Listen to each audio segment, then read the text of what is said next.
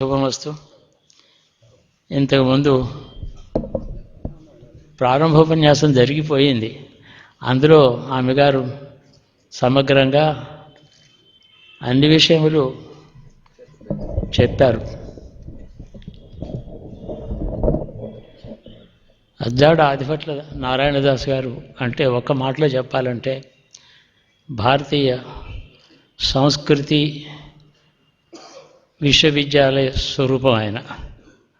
ఆయన ఒక విశ్వవిద్యాలయం. సంస్కృతికి ఎన్ని భాగాలున్నా అన్నీ ఆయనలో ఉన్నాయి. సంగీతమా, నాట్యమా, పురాణమా, వేదాంతమా, శాస్త్రములా, పురాణములా, వేదార్థములా అన్నీ కలిపి ఒక విశ్వవిద్యాలయం నడిచే మనిషిలాగా ఈ ప్రాంతంలో ఉండడం, ఈ ప్రాంతవాసులందరికీ మనం ఆయన తలుచుకుంటే ఆలయంలో ఉన్నట్టు నాకు భావం కలుగుతూ ఉంటుంది.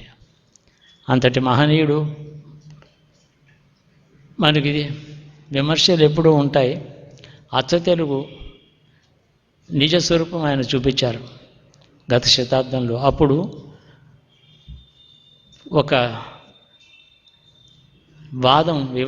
వివాదం నడుస్తూ ఉంది. అప్పుడు లౌకిక భాషలో చెప్పాలా, కేవలం వ్యాకరణయుక్తమైనటువంటి కావ్య భాషలోనే పత్రికలు కూడా వార్తలు అలాగే చేసే రోజులు అవి. అలాంటి భాష వాడాలా అని చెప్పి పెద్ద జరుగుతున్నప్పుడు, భాష ఎలా ఉన్నా అచ్చ తెలుగు అనేది వేరే ఒకటి ఉంది. అది సంస్కృత మాటలు కానీ ఇతర ఏ భాషలు ఏ మాట ఎక్కడ తీసుకోకుండా శుద్ధ తెలుగు అనేది ఒకటి ఉందని చెప్పి ఆయన దాని గురించి ప్రపంచించి చెప్పారు. ఆయన తన జాతకం కూడా అచ్చ తెలుగులో రాసుకున్నాడు ఆయన. అది చాలా విచిత్రమైనటువంటిది. వరరుచి వాక్యాలు ఉన్నాయి. 12 రాసుల్లో 27 నక్షత్రములు, వాటి యొక్క స్వరూపం ఎలా ఉంటుందో వర్ణిస్తుంది వరరుచి వాక్యం. ఆ వరరుచి వాక్యానికి తెలుగు తర్జుమా చేశారు ఆయన. ఆయన మృగశిర నక్షత్రం అయితే పల్లకి బొంగు చొక్క అని రాసుకున్నాడు. అలా ఉంటుంది వర్ణనది. చాలా చిత్రమైన మనిషి ఆయన ఎవరికి లొంగినవాడు కాదు. అందరినీ లొంగి తీసుకున్న మనిషి. ఆయనను గురించినటువంటి మాట చెప్పగలిగిన సమర్థుడు చిరంజీవి, బ్రహ్మశ్రీ 2 ఏకాల ముందు మాట్లాడుతున్నాను. నాకు ఆప్యాయం చేత ఆ స్వాతంత్రం ఉంది. షణ్ముఖ శర్మ గారు చెప్పగలిగిన నిజమైన వ్యక్తి ఆయన.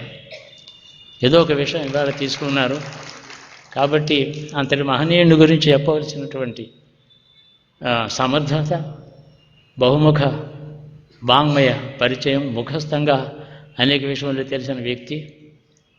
ఈ సమాజానికి బహుముఖంగా అనేక విషయములను గురించి ప్రవచనం చేయడమే కాక ప్రవచనాల్లో సందేహ నివృత్తి అయ్యేటట్టు ఆ గ్రంథం యొక్క సారాంశం ఇతరులు జ్ఞాపకం పెట్టుకుని దాని యొక్క విశిష్టత వాళ్ళకి అర్థమయ్యేటట్టు చెప్పగలిగినటువంటి వాణి ఆయనకి అమ్మవారి ఇచ్చింది. అందుకని నాకు అది ఒక విధంగా గర్వకారణం. నాకు ఆప్తుడు కాబట్టి ఈ విషయములన్నీ కూడా నారాయణదాస్ గారు చెప్పాలంటే ఎన్నో ఉంటాయి. ఇందాక అమ్మగారు చెప్పినట్టు రువాయి అంటే 4 పంక్తుల పద్యం. అది పర్షియన్ భాషలో ఉంటుంది. రుబాయియత్ అంటే పద్యముల ఒక సమూహం. దాని గురించి దాని సంస్కృతంలో తర్జుమా చేసి, అంటే పర్షియన్ భాష నేర్చుకొని దానికి అర్థం సంస్కృతంలోనూ అచ్చ తెలుగులోనూ కూడా చెప్పినటువంటి వ్యక్తి ఆయన. ఆ గ్రంథాలన్నీ కూడా నిజంగా వ్యక్తిని గురించి జ్ఞాపకం చేసుకోవడం ఏదో ఒక సందర్భంలో ఇప్పుడు జరుగుతోంది. నేను అది వినడానికే వచ్చాను. శుభం భూయాత్.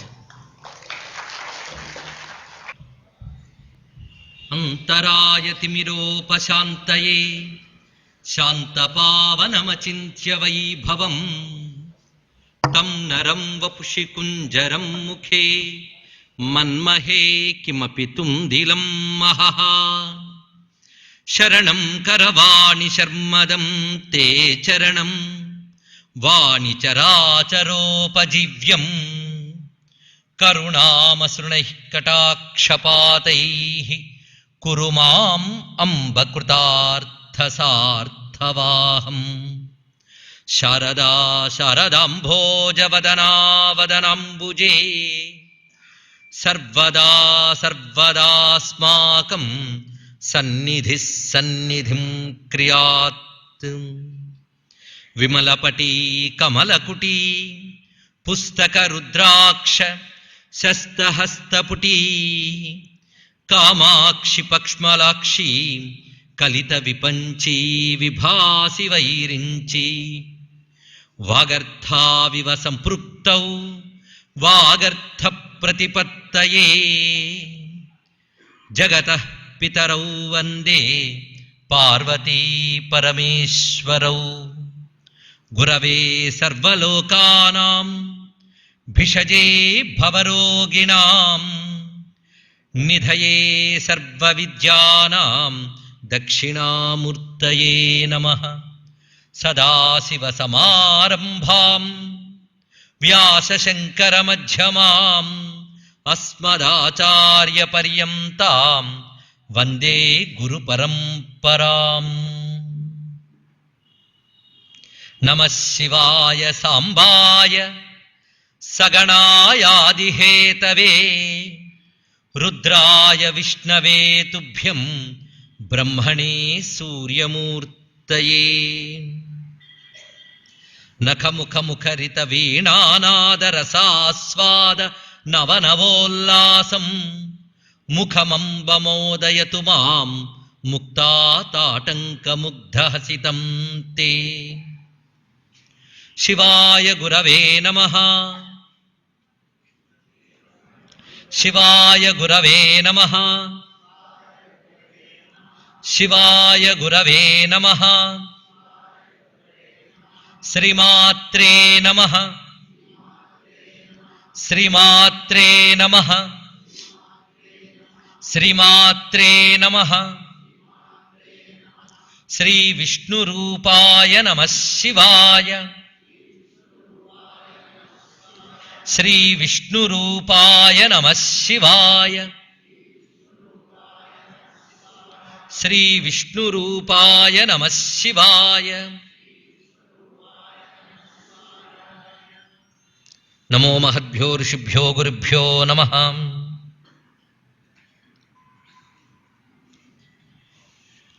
సద్గురువులు శ్రీ శివానందమూర్తి గారి చరణకమలాలకు నమస్కరిస్తూ భగవన్మయమైన ఈ సహృదయ సభా సదస్సుకి ప్రాంజలి ఘటిస్తూ ఈ రోజు నుంచి 3 రోజుల పాటు ఆదిభట్ల నారాయణదాసు గారి సాహిత్యం అందున జగజ్యోతి ఈ అంశంపై ప్రసంగించాలని కోరుకున్నారు సహృదయులు శ్రీ విజయ్ కుమార్ గారు. దానికి తగ్గట్టుగా అనేక సాహితీ సాంస్కృతిక సంస్థలు కూడా వారి మాటను అందిపుచ్చుకొని ఈ వారి యొక్క సంకల్పాన్ని కూడా జోడించి ఏర్పాటు చేశారు. అయితే ఇది సాహిత్య సదస్సు అందామా అంటే దానికి వీల్లేదు, అలాగని ఆధ్యాత్మిక సదస్సు అందామా అంటే కాదని అనలేము. మరొక వైపు ఆదిభట్ల నారాయణదాసు గారంటే హరికథలే అందరికీ గుర్తుకొస్తాయి. హరికథలో నాకేమీ ప్రవేశం లేదు. మరి ఇప్పుడు చెప్పేదేమిటి ఇక్కడ? అయితే జగజ్యోతి అనే గ్రంథం గురించి ప్రస్తావన చేయమన్నారు. అయితే ఆదిభట్ల నారాయణదాసు గారి గురించి కొంచెం పరిచయం చేసి ఆయన వాంగ్మయంలో కొంత స్పర్శ చేసి ఆ తర్వాత జగజ్యోతులకు మనం ప్రవేశించినట్లయితే జగజ్యోతిని అందుకోగలం. అయితే జగజ్యోతి గురించి ప్రస్తావన చేయాలి అంటే చెప్పేవాళ్ళకి వినేవాళ్ళకి కూడా ఒక ప్రత్యేకమైనటువంటి సంసిద్ధత అవసరం. ఇదివరకు మనం రామాయణము లేదా భాగవతాంశము, విష్ణు పురాణాంశము లేదా శివపురాణాంశములో ఇక్కడ చెప్పుకున్నాం. అదేవిధంగా సౌందర్యలహరి, లలితాదేవి తత్వం ఇత్యాదులన్నీ కూడా ఇదే వేదిక నుంచి మీతో ముచ్చటించడం జరిగినది. ఆ విషయముల యొక్క వైఖరి వేరు, ఇప్పుడు మనం చెప్పుకోబోయే గ్రంథం యొక్క వైఖరి వేరు. నిజానికి ప్రస్తుతం మనం వాడుతున్న పారిభాషిక పదాలతో చెప్పాలి అంటే జగజ్యోతికి డ్రై సబ్జెక్ట్ ఇది. డ్రై సబ్జెక్ట్ అంటే పూర్తిగా ఒక తత్వ వివేచనకి సంబంధించిన అంశం. ఇది తత్వ వివేచనంతో జరుగుతుంటుంది. ఇది ఒక దర్శన శాస్త్రం. జగజ్యోతి యొక్క ప్రధానమైనటువంటి స్వరూపం ఒక దర్శన శాస్త్రం. అయితే మనకి ఇప్పటికి ఎన్నో దర్శన శాస్త్రాలు ఉన్నాయి. అలాంటి ఒక దర్శన శాస్త్రమా అంటే అనేక దర్శన శాస్త్రాలని, ఇప్పటి వరకు ఉన్న అన్ని దర్శన శాస్త్రాలని కూడా అధ్యయనం చేసి తనదైన ఒక దర్శనాన్ని ఇందులో కలబోసి మనకేది ఉపయుక్తమో దాన్ని చెప్పారు ఈ జగజ్యోతి అనేటువంటి గ్రంథంలో. ఈ గ్రంథం చదువుతుంటే సామాన్యంగా ప్రతి వారికి కొన్ని భావాలు కలుగుతాయి. ఒకటి, ఒక విధమైన ఆశ్చర్యం. రెండో వైపు ఒక ఆందోళన. మూడో వైపు ఈయన ఈ వేద ధర్మాన్ని, సనాతన ధర్మాన్ని పొగుడుతున్నారా తిడుతున్నారా అని అనిపించేటట్టు కూడా అనిపిస్తూ ఉంటుంది చాలా చోట్ల. కనుక దీన్ని అర్థం చేసుకుని సమన్వయం చేసుకోవడం బహు క్లిష్టమైన అంశం. దాన్ని సమన్వయపరుస్తూ బోధపరచడం ఇంకా క్లిష్టతమమైన అంశం. దానిని ఉపన్యాసధారణలో ఇలా బహిరంగంగా చెప్పడం ఆ క్లిష్టతమం కంటే ఇంకా ఏం చెప్పాలో తెలియట్లేదు, సంక్లిష్టతమం అనుకోవచ్చు.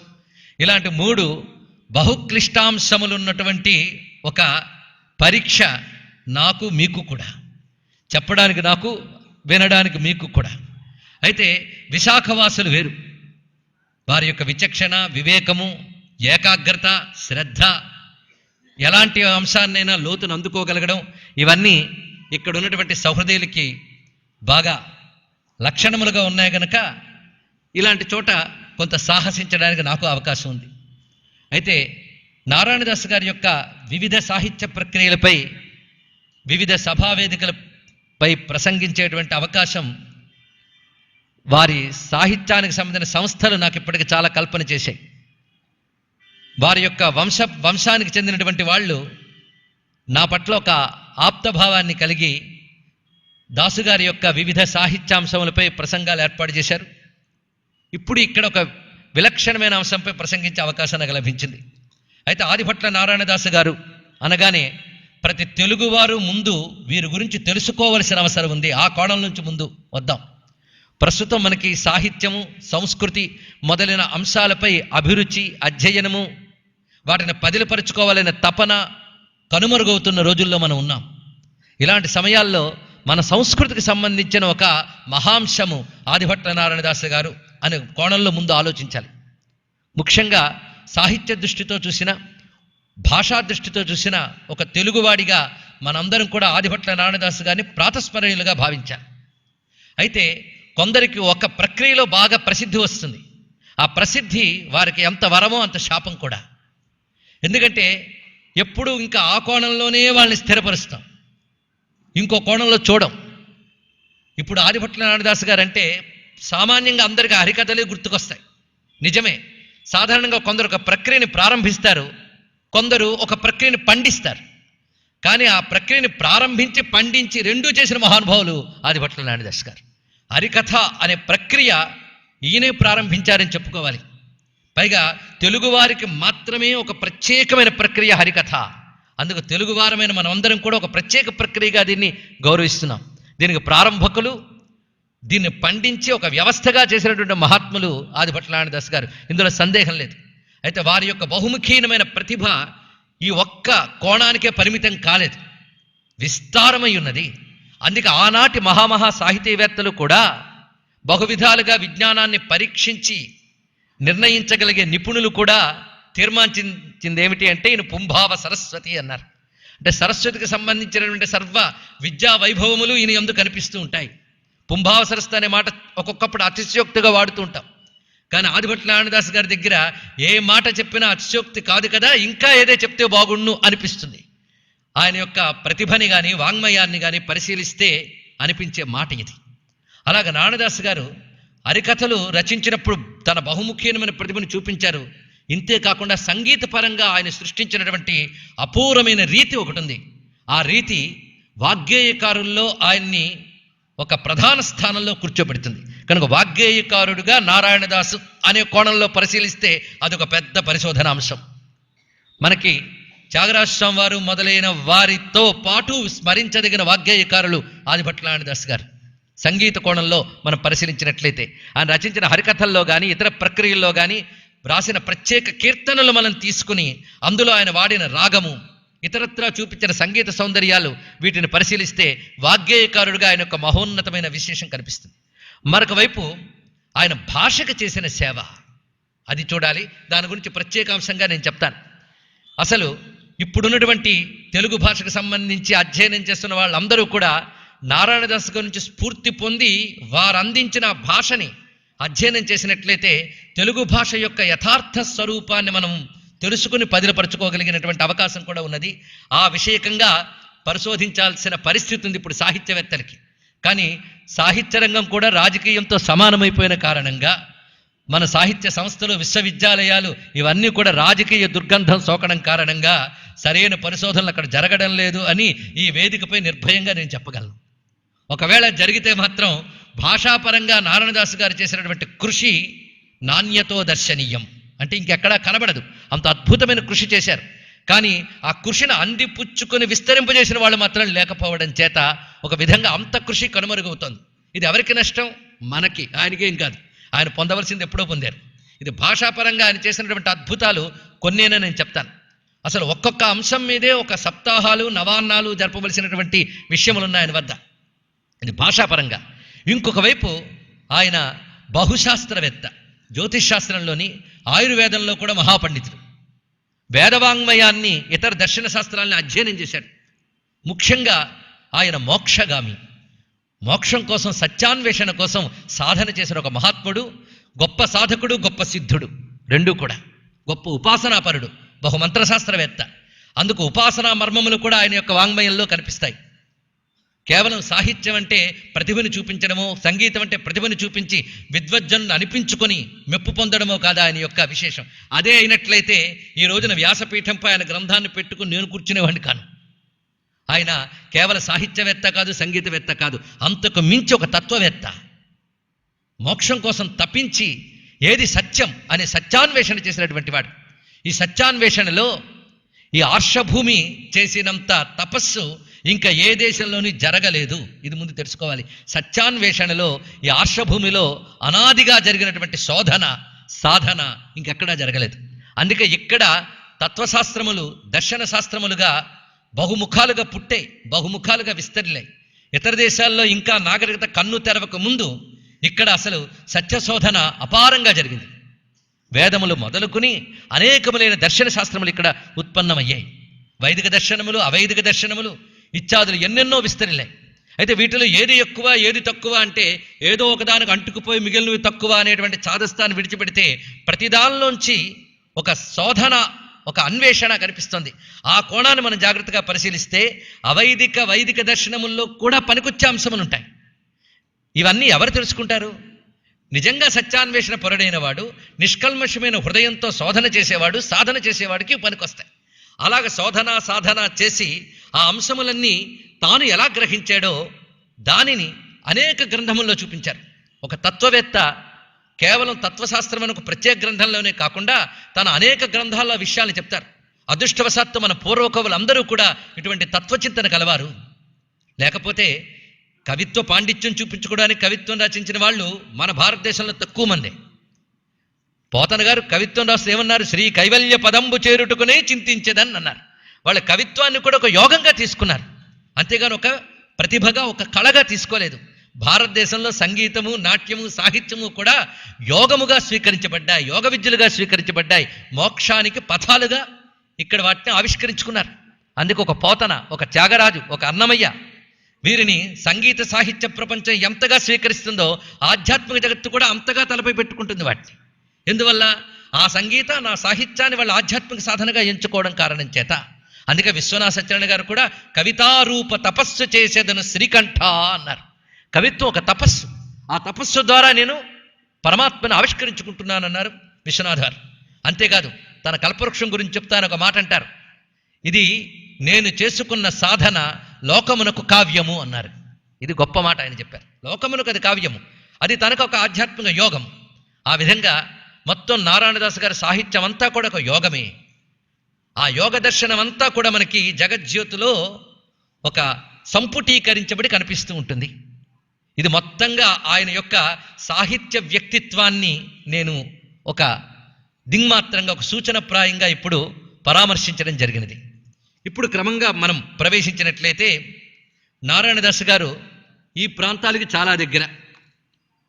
ఆ రోజుల్లో విశాఖ జిల్లాకు చెందినటువంటి బొబ్బిలి తాలూకా, ఆ రోజుల్లో అన్నాను నేను, ఆ రోజుల్లో ఈ బొబ్బిలికి విశాఖకి సంబంధం ఉండేదిట. అక్కడ అజ్జాడ అనే అగ్రహారంలో ఆయన ఆదిభట్ట వెంకట చేనులు అనేటువంటి మహాత్మునికి 5వ పుత్రులుగా పుట్టారని. 1864లో ఆయన జన్మించారు. అంటే కాలము ఇవి తెలుసుకోవాలి. ఊరికనే వాళ్ళ యొక్క బయోడేటా చెప్పడం నా యొక్క ఉద్దేశం కాదు ఇక్కడ.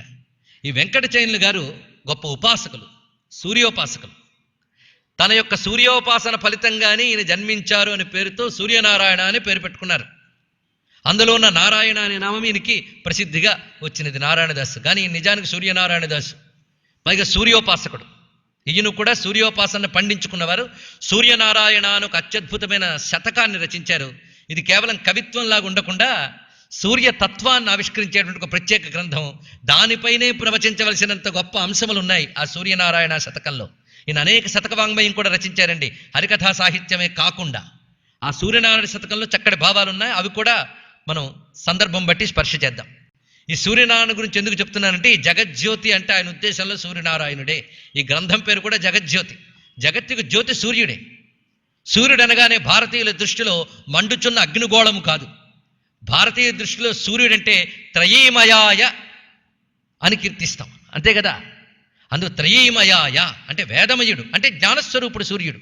అందుకే జగజ్యోతి అంటే జ్ఞానము, అది సూర్యస్వరూపమే. సూర్యుడే జ్ఞానస్వరూపం, జ్ఞానమే సూర్యస్వరూపం. అందుకే అసతోమా సద్గమయ, తమసోమా జ్యోతిర్గమయ, మృత్యోర్మా అమృతంగమయ అనేటువంటి మంత్రములు సూర్యుని గురించి చెప్పేటప్పుడే వేదం ఆవిష్కరించింది. ఈ విధంగా మనకి జగజ్యోతి అనే మాటే జ్ఞాన సూర్యుణ్ణి జ్ఞానముగాను చెప్పడం కనిపిస్తున్నది. ఇప్పుడు నారాయణదాసు గారి యొక్క విశేషాలు మనం ప్రస్తావన చేసినట్లయితే, వీరి యొక్క ప్రధానమైన హృదయం ఏమిటి అంటే భాగవత ధర్మం. ఆయన హరికథ పితామహుడు. హరికథ అంటేనే భాగవత ధర్మాన్ని వ్యాప్తి చేసేది. భాగవత ధర్మం ఏంటి? భగవత్ కథాగానం. అదే కదా భాగవతం చెప్తున్నది. ఈ భగవత్ కథాగానమే కలిలో మనల్ని తరింపజేస్తుంది అని నారదుల వారు వ్యాసదేవుడికి ఉపదేశం చేస్తే వ్యాసదేవుడు భాగవతాన్ని ఆవిష్కరించాడు. కనుక భాగవతంలో చెప్పినది ప్రధానంగా ఏమిటి? భగవద్గానమే మనల్ని తరింపజేస్తుంది అని. పైగా నారదుడు మొదటి హరికథకుడుగా మనం భావన చేయవచ్చు. ఆయనే కదా గాయన్ నారాయణ కథాం లోకేషు ప్రచరిష్యతి. నిరంతరం నారాయణ కథను గానం చేస్తూ లోకంలో తిరిగి ఇదే మార్గమని చెప్పిన మహానుభావుడు నారదుడు. దానినే వ్యాసుల వారికి ఉపదేశం చేస్తే ఆ వ్యాసుడు భాగవత రూపంలో మనకు అందించారు. అదే మార్గాన్ని పుణికిపుచ్చుకుని త్యాగరాజాదులు కూడా దాన్ని నిలబెట్టారు మనకి. కనుక భాగవత మార్గమే ప్రధానం. భాగవతం అంటే సాత్వికమైన భక్తి, జ్ఞాన వైరాగ్యములతో కూడినటువంటి భక్తి. ఇదే భాగవత ధర్మం అంటే. అదే మనల్ని తరింపజేస్తుంది. అందుకే ఆ భక్తియే తన యొక్క హృదయం అని చెప్తున్నారు. అన్ని దర్శన శాస్త్రాలు పరిశీలించి నారాయణదాసు గారు తేల్చి చెప్పినటువంటి సత్యం, తేల్చి తాను నిర్దేశించుకున్న సత్యం ఏమిటి అంటే భక్తియే ఉత్కృష్టమైన మార్గము అని ఆయన యొక్క ఉద్దేశం. అది సూర్యశతకంలో ఆయన చెప్పినటువంటి విషయంలోంచి వెళదాం. అరయంగా సకల శృతి స్మృతి పురాణాద్యర్థసారంబు పల్మరు నా శక్తి కొలంది చూచి తుది కిమ్మై రూఢిగై కొంటి సంసరణంబోధిత రింపజేయుటకు యుష్మద్భక్తి తక్క అన్యమీ నరలోకంబున లేదుపాయముర అన్నా సూర్యనారాయణ. ఇది ఆయన సూర్యశతకంలో చెప్పినటువంటి మాట. అరయంగా అంటే బాగా పరిశీలనగా అని అర్థం. ఇక్కడ సకల శృతి స్మృతి పురాణాది అంటే ఇతరత్ర శాస్త్రవాంగ్మయం అంతా కూడా, అంటే వేదములు, ధర్మశాస్త్రములు, పురాణములు మొదలుగా కలిగిన సమస్త ఆర్షవాంగ్మయాన్నంతటినీ కూడా ఆ సారంబు పల్మరు నాశక్తి కొలంది చూచి. అరయంగా అని మళ్ళీ చూచి అని 2 మార్లు చెప్పారు. దీని అంతరార్థం ఏంటంటే పరిశీలనాత్మకంగా, పరిశోధనాత్మకంగా నేను గమనించినది అని అర్థం అనమాట. ఆ చూచి తుదికి ఇమ్మై రూఢిగై కొంటి. చిట్ట చివరికి నేను రూఢిగా నిర్ణయించుకున్నది ఏమిటి అంటే, ఇక్కడ చూడండి, రూఢిగా చెప్తున్నానలే, రూఢిగా నిర్ణయించుకున్నాను అన్నారు. అంటే తనకి ఇది మార్గము అని. ఏమిటది? సంసరణాంబోధి తరింపజేయుటకు, సంసారం అనే సముద్రాన్ని దాటించడానికి యుష్మద్భక్తి తక్క అన్యమీ నరలోకంబున లేదు ఉపాయముర అన్నా సూర్యనారాయణ. కనుక నారాయణదాసు గారి ప్రతిభ, అది సంగీతంలో కానివ్వండి, సాహిత్యంలో కానివ్వండి, భాషలో కానివ్వండి, వేదాది సమస్త శాస్త్రంలో ఎందున్న ప్రతిభ కానివ్వండి, ఈ బహుముఖ శాస్త్రజ్ఞానం అంతా కూడా భక్తి అనబడేటటువంటి లక్షణంతో అదే హృదయంగా కలిగి ఈశ్వరాభిముఖంగా ప్రయాణించింది. ఇది నారాయణదాసు గారి యొక్క సాహిత్య హృదయము, నారాయణదాసు గారి యొక్క వ్యక్తిత్వం యొక్క హృదయము కూడా. అందుకే హరికథామృతం అనే పేరుతో ఆయన సంస్కృతంలో గ్రంథం రచించారు. సంస్కృతంలో, తెలుగులో కూడా అద్భుతమైన సాహిత్యాన్ని అందించారు. ఇక ఆయన అష్టభాషా కోవిదులని ఉపోద్ఘాతాన్ని చెప్పేటప్పుడు ఆ తల్లి వివరించారు మనకి. అనేక భాషల్లో ఆయన కోవిదులు. ఎందుకంటే ఆనాడు ఆంగ్ల భాషలో ప్రసిద్ధులైనటువంటి షేక్స్పియర్ మొదలైన వారి యొక్క కవిత్వాన్ని అచ్చ తెలుగులో అనువాదం చేయడం జరిగినది. అలాగే కాళిదాసాదుల వాంగ్మయాన్ని కూడా అచ్చ తెలుగులో అందించారు.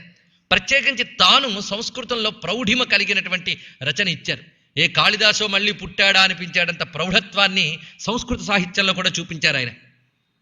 జపహోమైర్ వ్రతైర్దానై తపసా నహి శక్యతే జ్ఞాతుం త్వదీయ మాహాత్మ్యం భక్త్యేవ పరమేశ్వర అని హరికథామృతంలో చెప్తున్నారు.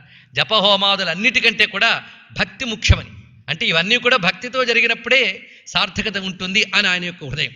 ఇలాగా చెప్పిన మహానుభావుడు రచించిన అపార సాహిత్యంలో ఒక్కొక్క దాని గురించి ప్రస్తావన చేసుకున్నప్పటికీ కూడా మనకు విశేషములైన సమయం పడుతుందని చెప్పాం. కానీ కొన్ని ముచ్చటించుకొని జగజ్యోతిని కడదాం.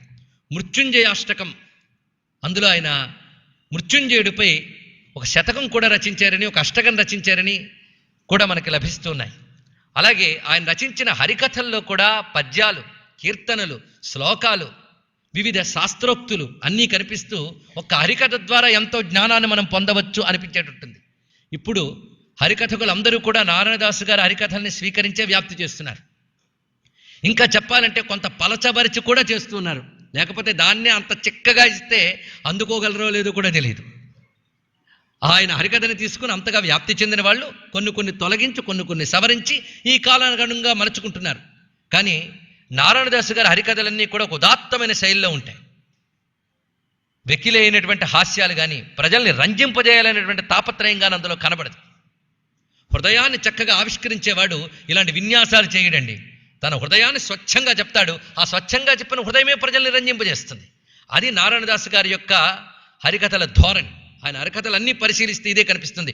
ఎక్కడా కూడా వెకిలితనం కనబడదు. మంచి అందం కనిపిస్తుంది, ఔచిత్యం కనిపిస్తుంది, ఒక ఆకర్షణ ఉంటుంది, అన్నీ ఉంటాయి. కానీ వెకిలితనము, వెకిలి హాస్యాలు మాత్రం కనబడవు. ఇప్పుడు హరికథల్లో మనకు కొన్ని కనిపించినా ఇది ఆయన నుంచి వచ్చినది కాదు, వీళ్ళు తెచ్చుకున్నటువంటిది అని మనం గ్రహించాలి. అయితే మృత్యుంజయాష్టకంలోని, అదేవిధంగా మార్కండేయ చరిత్రలో ఆయన మృత్యుంజయుడిపై రచించినటువంటి ఒక శ్లోకాన్ని, అంటే ఒక పద్యాన్ని ఇక్కడ ప్రస్తావన చేస్తున్నాం. ఎందుకు చెప్పానంటే ఇది పద్యం తెలుగు పద్యమే, కానీ సంస్కృత పదభూషితంగా ఉంటుంది. గౌరీ చిత్త సరోజ భృంగ త్రిజగత్ కళ్యాణదాపంగ సంసార ధ్వంత పతంగ మూర్ధ విలసత్ స్వర్గాపగాభంగ కేయూర ప్రాప్త భుజంగ మర్దిత బలోగ్రుద్దండ మాతంగ తారారాట్ ప్రజ్వలితోత్తమంగ లలితార్ధస్వాంగ మృత్యుంజయ. ఇందులో ఆయన వాడినటువంటి ఆ శబ్దజాలములు, వాటి యొక్క అర్థములు పరిశీలిస్తే సౌందర్యం అటు ఉంచి శ్రవణపేయమైనటువంటి శబ్దజాలంలో భక్తిని మేళవించి ఆ పరమాత్మని కీర్తించిన వైనాన్ని మనం చూడవచ్చు. అదేవిధంగా ఆయన రచనలు స్వతంత్ర గ్రంథాలు కొన్ని, పురాణాల్లోంచి తీసుకుని రచించినటువంటి హరికథలు కొన్ని కనిపిస్తాయి. స్వతంత్ర గ్రంథాల్లో కాశీ శతకం ఒకటి. కాశీ శతకం ఆయన కాశీని దర్శించి ఆ అనుభవాన్ని సంస్కృతంలో శతక రూపంలో రచించారు. ఇందులో ఆధ్యాత్మిక ధోరణితో పాటు కాశీలో ఉన్నటువంటి నాగరికత, కాశీలో ఉండేటువంటి సంస్కృతి, కాశీలో తాను చూసినటువంటి ఒక చక్కని దృశ్యాలు, వీటన్నిటిని చూపించారు. అందులో ఒక శ్లోకంలో చెప్పిన భావాన్ని నేను తెలుగులో చెప్తున్నాను. కాశీలో కొబ్బరి చెట్లు కనిపించవట. ఎక్కడి నుంచో తెచ్చుకుని అక్కడికి అమ్మేవాళ్ళు ఉంటారే తప్ప కొబ్బరి చెట్లు కనిపించవట. ఆయన రచించిన ఆధారంగా చెప్తున్నాను.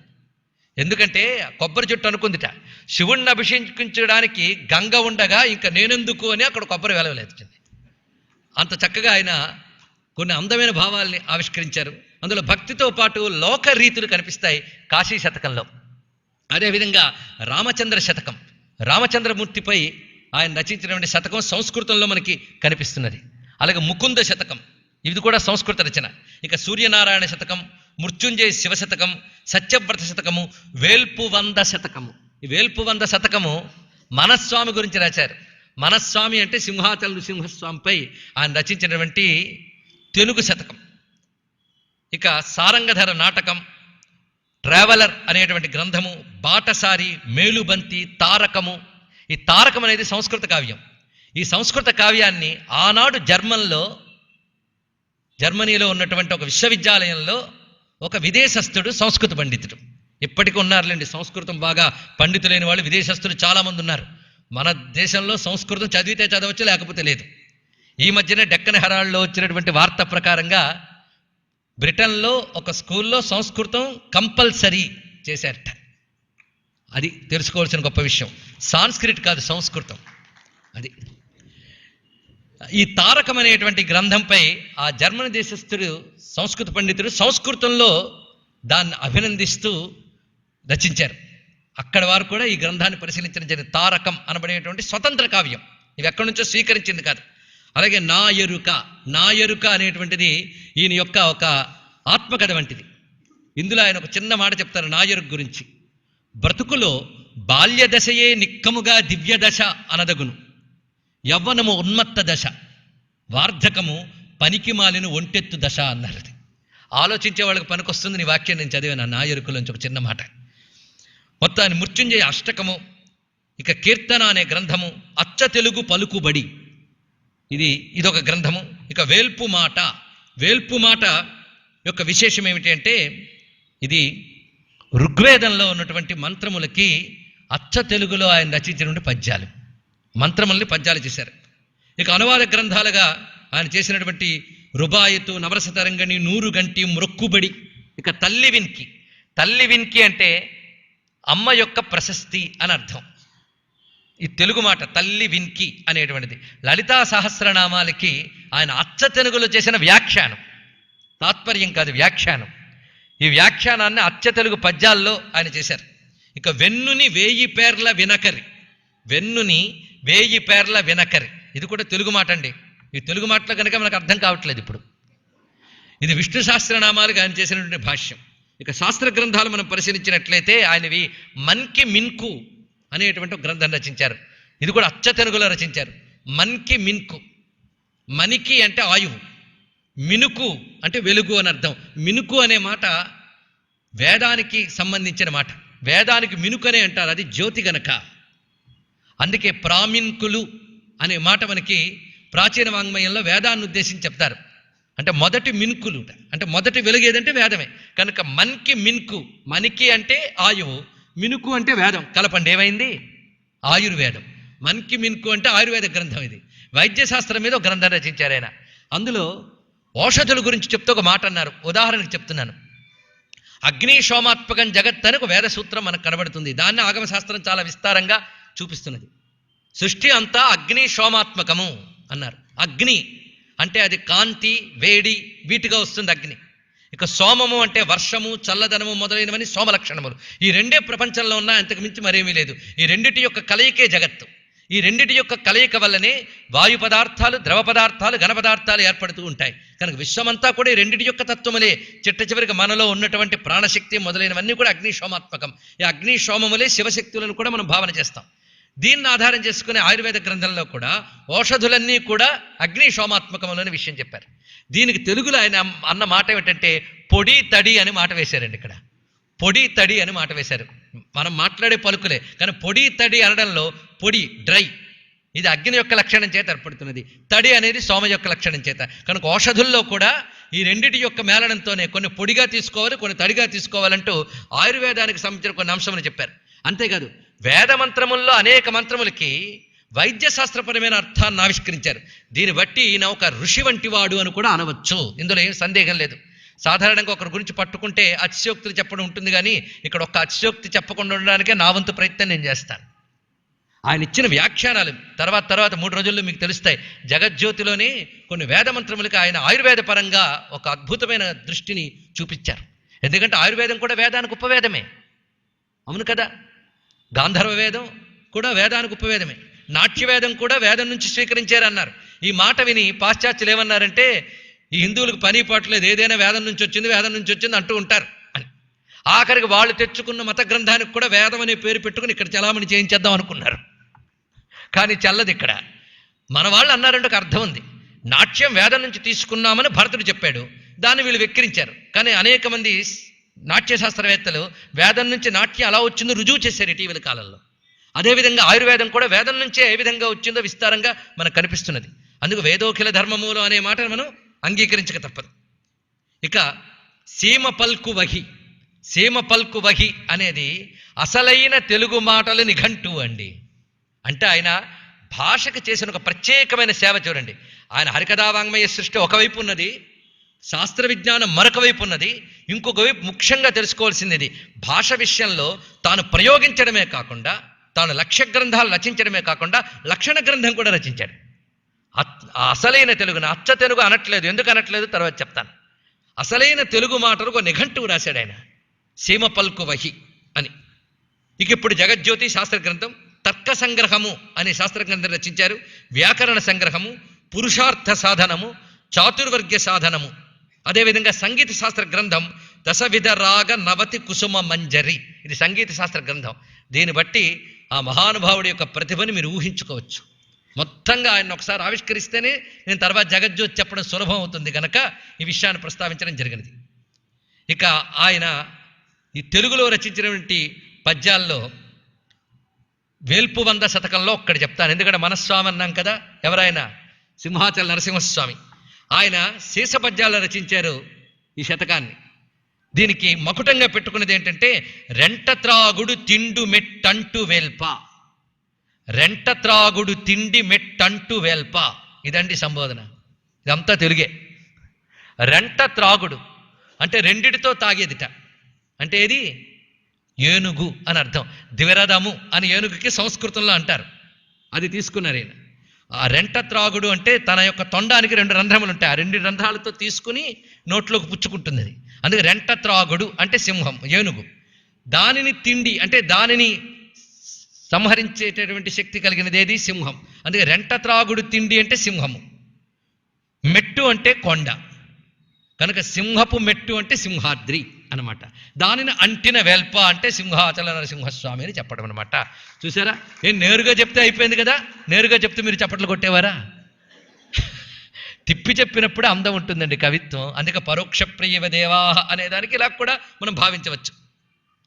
ఏరికిల్ లొంగక కోరినట్లెల్ల హాయిగా అనయమునే మనగలనేని ఈ నింగిలేలలు ఈ పగలి మాపు నా తోచినట్లు పన్నగలనేని కూటమి కురుకుల పట్ల నాకు కావలసినట్టుల నడుపగలనేని కలిమిలేముల వేడుకల ఇడుముల కూడా ఏ పోలివో ఒక నిల్తునేని ఎందునన్నిండి నేనాడుకొందునేని క్రింది మీదుల కిర్కిర్సి యుందునేని నీవే నేనయి అలరనా నిక్కువముగా రెంట త్రాగుడు తిండి మెట్టంటు వేల్ప. నీవే నేనయి అలరనా. ఈ మాట చెప్పేటప్పుడు అద్వైతం వైపు తీసుకెళ్లడమే కాకుండా జీవభావాన్ని మనం వహించినట్లయితే జీవుడికి ఈశ్వరునికి ఉన్న భేదం ఏంటో కూడా ఇక్కడ చూపిస్తున్నారు. కేవలం జీవునికి ఈశ్వరునికి భేదం ఏంటో ఉపాధిగతమైనటువంటి భేదం. ఉపాధిగతమైన భేదాన్ని తీసేస్తే జీవుడు ఈశ్వరుడు ఒకటే కదా అని అద్వైత విషయాన్ని చెప్తున్నారు. ఎందుకంటే ఈయనకి అద్వైతమునందు సంపూర్ణమైనటువంటి ప్రగాఢమైన ప్రత్యయం ఉన్నది, విశ్వాసం ఉన్నది. అది సంపూర్ణ సిద్ధాంతంగా ఈయన భావన. అదేవిధంగా వేల్పు మాట అనే గ్రంథంలో భగవద్గీతని ఈయన అనువదించారు. అలాగని పూర్తిగా అనువాదం అనడానికి లేదు. భగవద్గీతలో ఈయన కొన్ని ముఖ్యమైన భావాలను తీసుకుని రచించారు. అలాగే మొక్కుబడిలో ఋగ్వేదానికి అనువాదం చేశారు. ఇక ఈయన చేసిన కొన్ని చమత్కారాలు చూద్దాం. ఈ రోజుల్లో వీటిని ఎంతవరకు స్వీకరిస్తారో తెలియదు కానీ కొన్నిటికి తెలుగు మాటలు తయారు చేశారు ఈయన. మనం ప్రసిద్ధంగా వాడే సంస్కృత మాటలు ఉన్నాయి. అసలు ప్రసిద్ధం అనే మాట కూడా సంస్కృతమే. సంస్కృతం లేకుండా తెలుగు మాట్లాడితే ఎవరికి అర్థం కాదు, అది ఒకటి ఉన్నదండి. అసలైన తెలుగు ఏమిటి, ఇప్పుడు దాని గురించి చర్చ చేయాలి. అసలు తెలుగు ఏమిటి? అసలు తెలుగు అనే మాటకి మనం అచ్చ తెలుగు అంటాం. అచ్చ తెలుగు అనే మాట కూడా అసలు తెలుగుకి సరైన మాట కాదంటారు నారాయణదాస్ గారు. ఒక దగ్గర అచ్చ తెలుగు పలుకుబడిని రాశారు, కానీ పొరపాటు అయిపోయిందని ఆయనే చెప్పుకున్నారు. ఎందుకంటే అచ్చము అంటే స్వచ్ఛమైనది.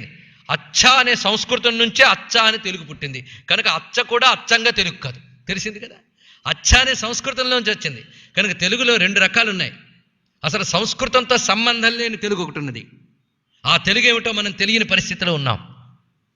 ఇప్పుడు తెలుసుకోవాల్సిన అవసరము, వాడవలసిన అవసరం ఉందా అంటే తెలుసుకొని పదిలిపరుచుకోవాల్సిన అవసరం ఉంది. వాడుకలోకి ఎంత తెచ్చుకుందామంటే ఒకప్పుడు మనం వాడుకునే మాటలే ఇప్పుడు వాడుకలోకి లేకపోతున్న పరిస్థితులు వస్తున్నాయి. మీకు తెలియంది కాదు. ఒక 5 తెలుగు మాట్లాడితే అందులో 4.5 ఆంగ్ల శబ్దాలే ఉంటున్న రోజుల్లో మనం బతుకుతున్నాం. అలాంటి దాంట్లో ఇది సంస్కృతము ఈ తెలుగు అని నేను విడదీసి మరింత కన్ఫ్యూజ్ చేస్తే ఇక్కడ కూడా కన్ఫ్యూజ్ అనే మాట వచ్చింది చూసారా. అది మళ్ళీ ప్రమాదహేతు అవుతున్నది. కనుక ఇక్కడ ఏంటంటే మనదైన తెలుగు ఒకటి ఉంది, అది బాగా తెలుసుకోవాలి. తమిళులు అంటారు మాదైన ఒక తమిళం ఉంది, సంస్కృతం సంబంధం లేనిదని. మన సంస్కృతాన్ని కలబోసుకుని వృద్ధి చెందింది, అందులో సందేహం లేదు. ఇక్కడ సంస్కృతాన్ని అనడానికి ఏం లేదు. ఆ మాటకు వస్తే ఈయన మహాసంస్కృత పండితుడు, సంస్కృత భాష గొప్పతనం తెలిసినవాడు. ఒక మహాత్ముడు ఒక మాట్లాడేటప్పుడు దాన్నే సిద్ధాంతం చేసి మిగిలిన వాటిని తీసి పారేయకూడదు, అది కూడా తెలుసుకోవాలి. ఒక భక్త్యావేశంతోనో ఒక తాదాత్మ్య స్థితిలోనో తెలుగుని మించిన భాష లేదు, సంస్కృతం కంటే అదే గొప్పదని నేను అనొచ్చు. దాని అర్థం ఏంటంటే తెలుగు గొప్పదని చెప్పడం నా ఉద్దేశం, కానీ సంస్కృతాన్ని తక్కువ చేయడం కాదు కదా. దీన్ని ప్రశస్త వాక్యములు నగినిందా వాక్యములని మనం స్వీకరించాలి. అదేవిధంగా ఇక్కడ ఈయన అసలు తెలుగుని ఆవిష్కరించిన మహానుభావుడు అండి. అసలు తెలుగుని తీసుకున్నాడు ఈయన.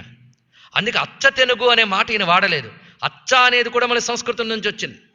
సాధారణంగా మనకు తెలుగులో పుస్తకాలు వచ్చినవి చాలా తక్కువ, ప్రాచీన వాంగ్మయంలో కూడా. నన్నయ్య, తిక్కన, ఎర్రన, పోతన వీళ్ళందరూ కూడా ఆంధ్ర కవిత్వం రచించిన తెలుగు సంస్కృతాల కలయికతోనే మొత్తం రచించారు. అసలు మొత్తం సంస్కృత సమాసం పెట్టి చివరికి డూమువులు పెట్టినటువంటి కవులు కూడా మనకున్నారు. వాళ్ళని డూమువులు కవులనే చెప్పేవారు.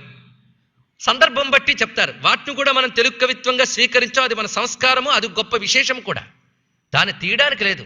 సంస్కృతం కలిపి తెలుగు రచించినటువంటి నన్నయ్య, తిక్కన, ఎర్రన వీళ్ళందరూ కూడా సామాన్యులు కారు. దాని గౌరవం దానిదే. కానీ సంస్కృత స్పర్శ లేకుండా తెలుగు రచించిన కవులు ఎంతమంది ఉన్నారు అంటే వేళ్ల మీద లెక్క పెట్టవచ్చు. ప్రాచీన సాహిత్యంలో మనకి కూచిమంచి తిమ్మకవి, ఈయన నీలపెండ్లి అనే గ్రంథం రచించారు. అయితే అప్పుడు పండిత లోకం తెలుగు మాటలే మాట్లాడితే స్వీకరించడానికి సిద్ధంగా ఉండేది కాదు. అందుకే నన్నయ్య గారు మొదలైన వాళ్ళు అవస్థపడి సంస్కృతాన్ని తెలుగును కలిపి తీసుకొచ్చి తెలుగుని రాజ్యస్థానాల్లో గౌరవింపజేసినట్టు చేశారు ఆ మహానుభావులు. అయితే నీలపెండ్లి అనే పుస్తకానికి కూడా కూచిమంచి తిమ్మకవి నీలాసుందరీ పరిణయము అని సంస్కృతం పేరు వ్యవహారంలో ఉంది, కానీ పుస్తకంలో అంతా కూడా తెలుగే. ఉదాహరణకి మొట్టమొదటి పద్యంలో శ్రీ అనే ఒక్క మాట తప్ప అది సంస్కృతమే, శ్రీ అనేది. మిగిలినంతా తెలుగే వాడారు. ఎందుకంటే శ్రీకారం చుట్టడం మన సంప్రదాయం కనుక దాన్ని వదులుకోలేక ముందు శ్రీ అనే సంస్కృత పదం వాడి మిగిలినంతా తెలుగే వాడాడు. నేను చదువుతాను, తెలుగు గనక అర్థం కాదు మనకి, సందేహం లేదు. శ్రీలకు తానకంబకుచు చెన్నలరాడి వెండి కొండపై మేలికడాని డాల్ హొయలు మీరడి జాబిలిరాల మెడలో వేలుపు రేడు నల్వయును వేడుక కొల్వగా మంచుకొండ రాచూలిని కూడి వేడుకల చొక్కెడిలే నెలతాల్పు గొల్చెదన్.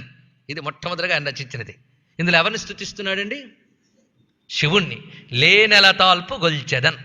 అంతేకాదు అందులో మరొక చోట చెప్తాడు, మత్తగిల్లు సత్తు గిత్త తత్తడి నెక్కి మిత్తి మొత్తి సత్తి నత్తి బత్తి బత్తిరిడిన ముత్తి బుత్తులు రెండును ఒత్తి గుత్తగట్టు చుండు రేడా అంటారు. ఇక్కడ అంటే తెలుగు సొగసు మీకు చూపించడానికి నేను ఈ మాటలు చెప్తున్నాను.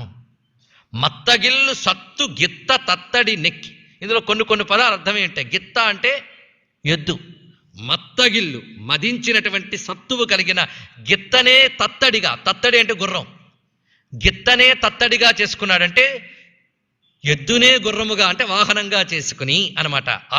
ఆ ఎద్దు కూడా ఎలా ఉంది? మత్తగిల్లు సత్తు గిత్త తత్తడి నెక్కి మిత్తి మొత్తి, మిత్తి అంటే మృత్యువు, మొత్తి అంటే సంహరించే, మృత్యువును సంహరించే అంటే మృత్యుంజయుడై యముణ్ణి కొట్టాడు కదా శివుడు, అది మిత్తి మొత్తి. సత్తి నత్తి, సత్తి నత్తి అంటే శక్తిని హత్తుకొని అన్నమాట.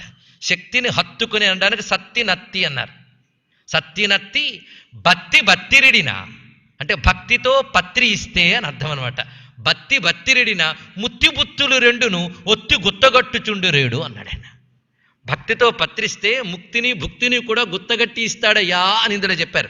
కానీ ఇది తెలుగు కవిత్వం, కానీ అసలు తెలుగు కవిత్వం కాదు. మళ్ళీ ఇక్కడ చూడండి, ఇక్కడ అంటే తెలుగులో రెండు రకాలు వచ్చేసాయి. సంస్కృత సంబంధం లేని తెలుగు ఒకటి, తత్సమ తద్భవ తెలుగు ఒకటి. తత్సమమైన సంస్కృతంలోంచి ఒక వికారం పొంది వచ్చిన తెలుగు ఒకటి. ఇప్పుడు ఉదాహరణకి సత్తి అనే మాట వాడిశారు, శక్తి అనే పదం నుంచి ఇది పుట్టింది. అలాగే ముత్తి బుత్తి అన్నారు, ముక్తి భుక్తి అనే సంస్కృత పదాల నుంచి పుట్టే తప్ప ముత్తి బుత్తి తెలుగు మాటలు కాదు. సంస్కృతం మాటల యొక్క వికారాలే తప్ప ఇవి తెలుగు మాటలు కావు. అవి తెలుగు కవిత్వం ఎలా అవుతాయి? కానీ దాని తెలుగు కవిత్వంగానే మనం స్వీకరించాం, తప్పు లేదు, కానీ అదే తెలుగు అనడానికి లేదు. ఇది తెలుసుకోవాలి. కనుక అసలు తెలుగేది, అసలు సంస్కృత జన్యం కాకూడదు, సంస్కృతంలో కలవకూడదు, అసలు తెలుగేది. అసలు తెలుగుని ఆవిష్కరించడానికి పడ్డ తపన చూడాలండి. ఈ వేల్పు వంద, వేలుపు అనే తెలుగు మాట ఇది సంస్కృతం నుంచి పుట్టలేదు, వంద అనే తెలుగు మాట. దీనిని ఆ సరి అయిన తెలుగుని ఆయన తీసుకుని దాంట్లో కావ్యాలు రచించారంటే ఇలాంటి మహానుభావుని మనం ఏమనాలా చెప్పండి. ప్రాచీన కవుల్లో కూడా లేరు. అయితే మనకి ఇంచుమించు ఆధునిక కాలంలో వాడైన 19వ శతాబ్దపు చివరి భాగంలో వచ్చాడు, 20వ శతాబ్దపు తొలి భాగంలో ఆ మహానుభావుడు వెళ్ళిపోయాడు. కానీ ఆధునిక కాలంలో వచ్చిన మహానుభావుడిని మనం గౌరవించలేకపోయాం. ఉంటే ప్రాచీనపు హోదా అయినా ఉండాలి, లేదా అత్యాధునిక హోదా అయినా ఉండాలి, లేకపోతే మనం గౌరవించాం. లేకపోతే విశ్వనాథ సత్యనారాయణ గారు ఈ మహానుభావులు వీళ్ళు చేసిన కృషి అంతా ఇంత కాదు, ఏ ప్రాచీన కవులకి తీసిపోరు వాళ్ళు.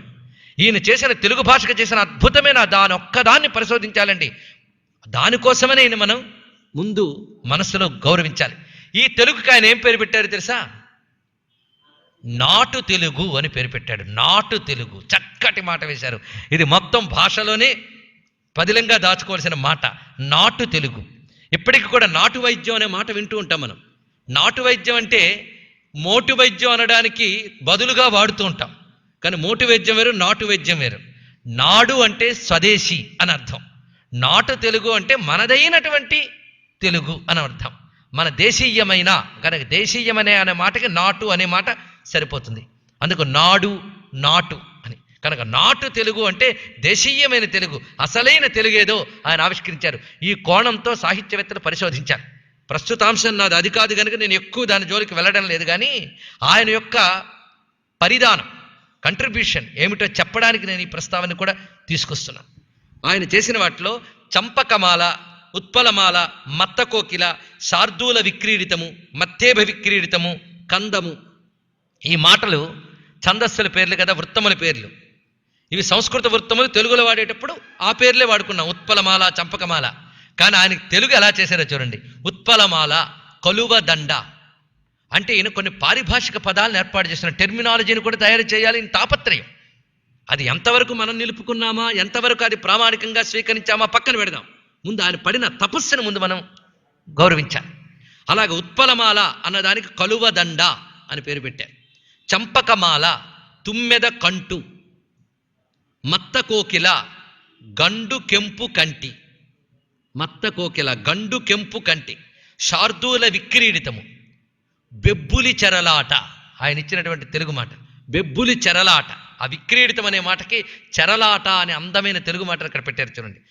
అలాగే మత్తేభ విక్రీడితము, ఏనుగు చెరలాట. కందము, మూపు. ఇక సంగీతంలో రాగాలికి ఆయన తెలుగు మాటలు ఇచ్చారండి. రాగాలకి తెలుగు మాటలు. రాగము అనే మాటకి తెలుగు ఇచ్చారు. రాగము రవలి, రవలి అనే మాట. వసంతము, ఆమని. ముఖారి అంటే వసంత రాగానికి ఆమని రాగం అని. అలాగే ముఖారి, ముఖారికి నోటి పగ అనే మాటని ఆయన అందించారు. ఉదయ చంద్రిక అనే రాగం ఉంది, దానికి ఆయన ఇచ్చిన తెలుగు మాట లే నెల. పూర్ణ చంద్రిక, వెన్నెల. ఆ రాగాలకు ఆయన ఇచ్చినటువంటి మాటలు. కాంతామణి అనే రాగం, దానికి పెండ్లాము అని పేరు పెట్టారు. ఇక కేదార గౌళ, పొలము గౌరు. శ్రీ, శ్రీరాగం ఉంది కదా, శ్రీరాగానికి కలిమి అని పేరు పెట్టారు.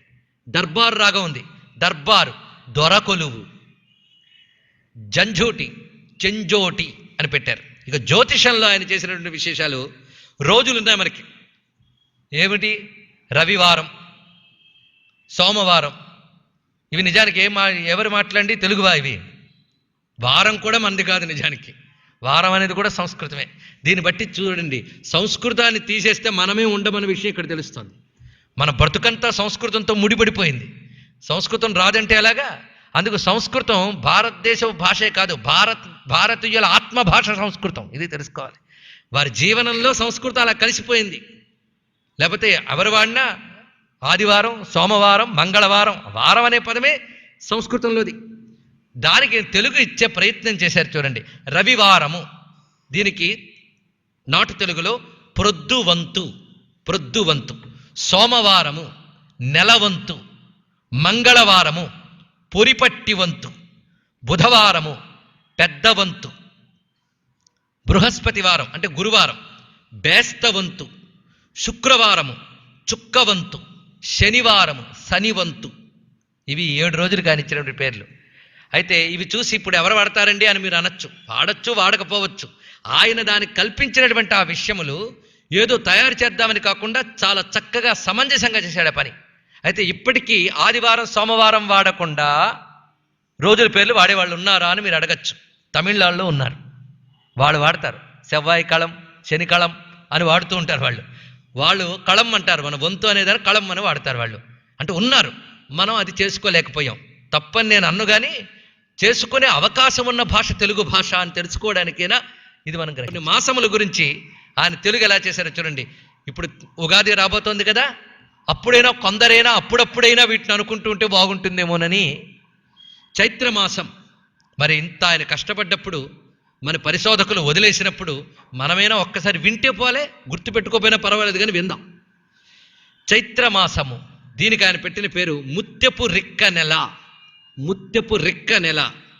రిక్క అంటే నక్షత్రం, దానికి ఆయన తెలుగు మాట రిక్క సరిగ్గా ఉన్నది. వైశాఖ మాసము చౌట రిక్క నెల. జ్యేష్ఠ మాసము తాటి రిక్క నెల. ఆషాఢ మాసము నీటి రిక్క నెల. శ్రావణ మాసము తూపు రిక్క నెల. భాద్రపద మాసము ముక్కంటి రిక్క నెల. ఆశ్వయుజ మాసము తొలి రిక్క నెల. తొలి రిక్క అశ్విని నక్షత్రం అది. కార్తీక మాసము కత్తెర నెల. మార్గశీర్ష మాసము పొంగటి నెల. పౌష్యమాసము పొట్ల రూపు రిక్క నెల. మాఘమాసము జన్నపు రిక్క నెల. మఖా నక్షత్రం కదండి, యజ్ఞ నక్షత్రం, అందుకే జన్నపు రిక్క నెల. ఫాల్గుణ మాసము ప్రొద్దు రిక్క నెల. ఇందులో చేసిన కృషిని చూడండి. కనుక తెలుగు అనేటువంటిది ఏది లేని భాష కాదు, సమృద్ధి మనకున్నది, వాడుక లేదు అంతే తప్ప. అందుకు ఇతర భాషల వాళ్ళు మాది అత్యంత ప్రాచీన గౌరవం కలిగిన భాష, మాది ప్రాచీన భాష అని చెప్తుంటే మనది అంతటి భాష, మనకు అంత చక్కటి పదములున్నా అని చెప్పడానికి తగినటువంటి భాష తెలుగు భాష అని నారాయణదాసు గారి సాహిత్యాన్ని భరోసాగా తీసుకుని మనం మాట్లాడవచ్చు. ఇంత విస్తారంగా కనిపిస్తున్నాయి. ఇలా మీరు ఎన్నెన్ని గమనిస్తారో చాలా ఉన్నది, ఇది ప్రత్యేకమైన విషయం. అయితే ఈయన చూపించినటువంటి నాటు తెలుగు గ్రంథాలు చాలా చాలా చూసి కొంతమంది ఆనాటి సాహితీవేత్తలు ఈయన మరీ చాదస్తం పోతున్నాడండి అన్నవాళ్ళు ఉన్నారు. ఎంత చాదస్తం పోతే నిలవడం కష్టం ఈ సాహిత్యం అన్నవాళ్ళు కూడా ఉన్నారు. నిలుస్తాయా నిలవ పక్కన పెడదాం, ఒక మహానుభావుడు చేసిన కృషిని మనం గుర్తించకపోతే మనకు మనం అన్యాయం చేసుకున్న వాళ్ళం అవుతాం. అది ఇక్కడ తెలుసుకోవాల్సింది. మన భాష కోసం ఆ మహానుభావుడు అంత కృషి చేశాడే. పైగా ఒక చోట అంటాడు, నాకు జన్మనిచ్చి నన్ను పోషించిన తెలుగు భాష కోసం నా జీవితం అంతా అర్పిస్తానన్నాడు మహానుభావుడు. ఇది తెలుసుకోవాల్సింది. అటువంటప్పుడు ఇంతగా తనను పుట్టించి తనని పెంచిన భాషకి ఇంతకంటే ఎవడి సేవ చేయగలడే చెప్పండి. కనుక భాషావేత్తగా భాషా సేవకుడిగా ఆయన మనం ముందు నమస్కరించుకుందాం. ఆ తర్వాత ఆయన రచించినటువంటి ఇతర వాంగ్మయంలోకి వెళుతూ ఏ రసాన్ని ఎలా పోషిస్తాడో ఒక 2-3 పద్యాలు చెప్పుకుని వాటిలో ఉన్న రసాన్ని ఆస్వాదిద్దాం. ఎందుకంటే ముందు డ్రై సబ్జెక్టులోకి వెళ్లే ముందు ఒక రసవంతమైన విషయం చెప్పుకుంటే నాకు కొంచెం సులభం అవుతుంది తర్వాత విషయములన్నీ. రౌద్రరసాన్ని చెప్తూ మార్కండేయ చరిత్రలో మార్కండేయుడి మీదకి ఆ యమదూతలు అక్కడ చేసినటువంటి చేష్టల్ని వర్ణిస్తున్నారు చూడండి. హుమ్మనువారు భూరి పరిగొన్నత బాహుల నప్పళించిరా రమ్మనువారు భీకర పరస్వతముల్ సవరించి చెంగటన్ కుర్మరువారు నిప్పులటు గ్రుడ్డులు తిప్పెడివారే కాని ధైర్యమ్మున బాలు పట్టుకొన రాడొకడైన అదేమి చోద్యమో. మార్కండేయుని పట్టుకోవడానికి యమదూతలు వచ్చేట, కానీ అతని దగ్గరికి వెళ్ళలేకపోతున్నారు మార్కండేయుడి దగ్గరికి. ఎందుకంటే మహాశివోపాసకుడు, శాంభవ తేజస్సు ఆయన శరీరం నుంచి వెర్జల్లబడుతున్నది. యమభటులు అలాంటి వాళ్ళ దగ్గరికి రాలేరు, శివోపాసకుల దగ్గర యమభటులు రాలేరు. కానీ బింకానికి పోయి హుమ్మను కొందరు ఇలా రా అంటున్నారే తప్ప దగ్గరికి వెళ్ళి ఎవరు పట్టుకోలేకపోతున్నారు. ఇది చెప్తున్నారు. ఆ చెప్పే తీరులో వాళ్ళ చేష్టల్ని ఆ వాడిన శబ్దముల్లోనే మనకు ఆ భావాన్ని చూపిస్తున్నాడు. మనం అనుకుంటూ ఉంటాం ఒక్కొక్కసారి అనువాదం చేస్తే అర్థమవుతుందని, అనువాదం చేసినా అర్థం కాదు. ఒక్కొక్కప్పుడు శబ్దం వింటే చాలా అర్థమవుతుంది. అర్థమవుతుందనే దానికంటే అనుభూతి లభిస్తుంది అని చెప్పచ్చు. నేను గతంలో ఆ మాట మీకు ఇక్కడ చెప్పాను, నాకు గుర్తుంది. ఏమని, ఒక శబ్దానికి మీనింగ్ కంటే ఫీలింగ్ చాలా ముఖ్యం అని ఒక మాట. అర్థం కంటే అనుభూతి ముఖ్యం. అందుకే కొన్ని పద్యాలు చదివినప్పుడు మనకు అర్థం కాకపోయినా చప్పట్లు కొడతాం. ఎందుకు? నేను అర్థం చెప్తే చప్పట్లు కొట్టరు, అది వినగానే ఒక అనుభూతి వస్తుంది. ఇప్పుడు ఆ యమదూతలు చేస్తున్న చేష్టలు హుమ్మనువారు భూరి పరిగొన్నత బాహుల నప్పళించి రారమ్మునువారు భీకర పరస్వధముల్ సవరించి చెంగటన్ కుర్మరువారు నిప్పులటు గ్రుడ్డులు తిప్పెడు వారే కానీ ధైర్యమ్మున బాలు పట్టుకొన రాడు ఒకడైనా అదేమి చోద్యమో. ఇందులో తెలుగువాడి గొప్ప ఆస్తి పద్యం అండి, ఇది మర్చిపోకూడదు. తెలుగువాడికి ఒక ప్రత్యేకమైన ఆస్తి ఉంది పద్యం. మనం దాన్ని ఎప్పుడో పోగొట్టుకుంటున్నాం. కానీ పద్యంలో కవిత్వం బ్రతికినంతగా ఇంకో దాంట్లో బ్రతకదు. అందుకే ఆ మహానుభావుడు ఈ పద్యం నడిపిన తీరులో ఒక ప్రత్యేక పరిశోధన చేయవచ్చు. అంతేకాదు చదువు యొక్క పరమార్థాన్ని ఆయన కచ్చపి అనే గ్రంథంలో కొన్ని సంస్కృత శ్లోకాలు ఉంటాయి, కొన్ని అచ్చ తెలుగు, మళ్ళీ అచ్చ తెలుగు అన్నాను, నాటు తెలుగు అనుకోండి. ఈయన అచ్చ తెలుగు వాడారు అందులో, అంటే సంస్కృత జన్యములు కూడా కొన్ని వాడారు. అందులో ఆయన నాటి విద్యలు యొక్క ప్రయోజనాన్ని చూపిస్తూ ఒక మాట అంటారు. తొల్లింటివారు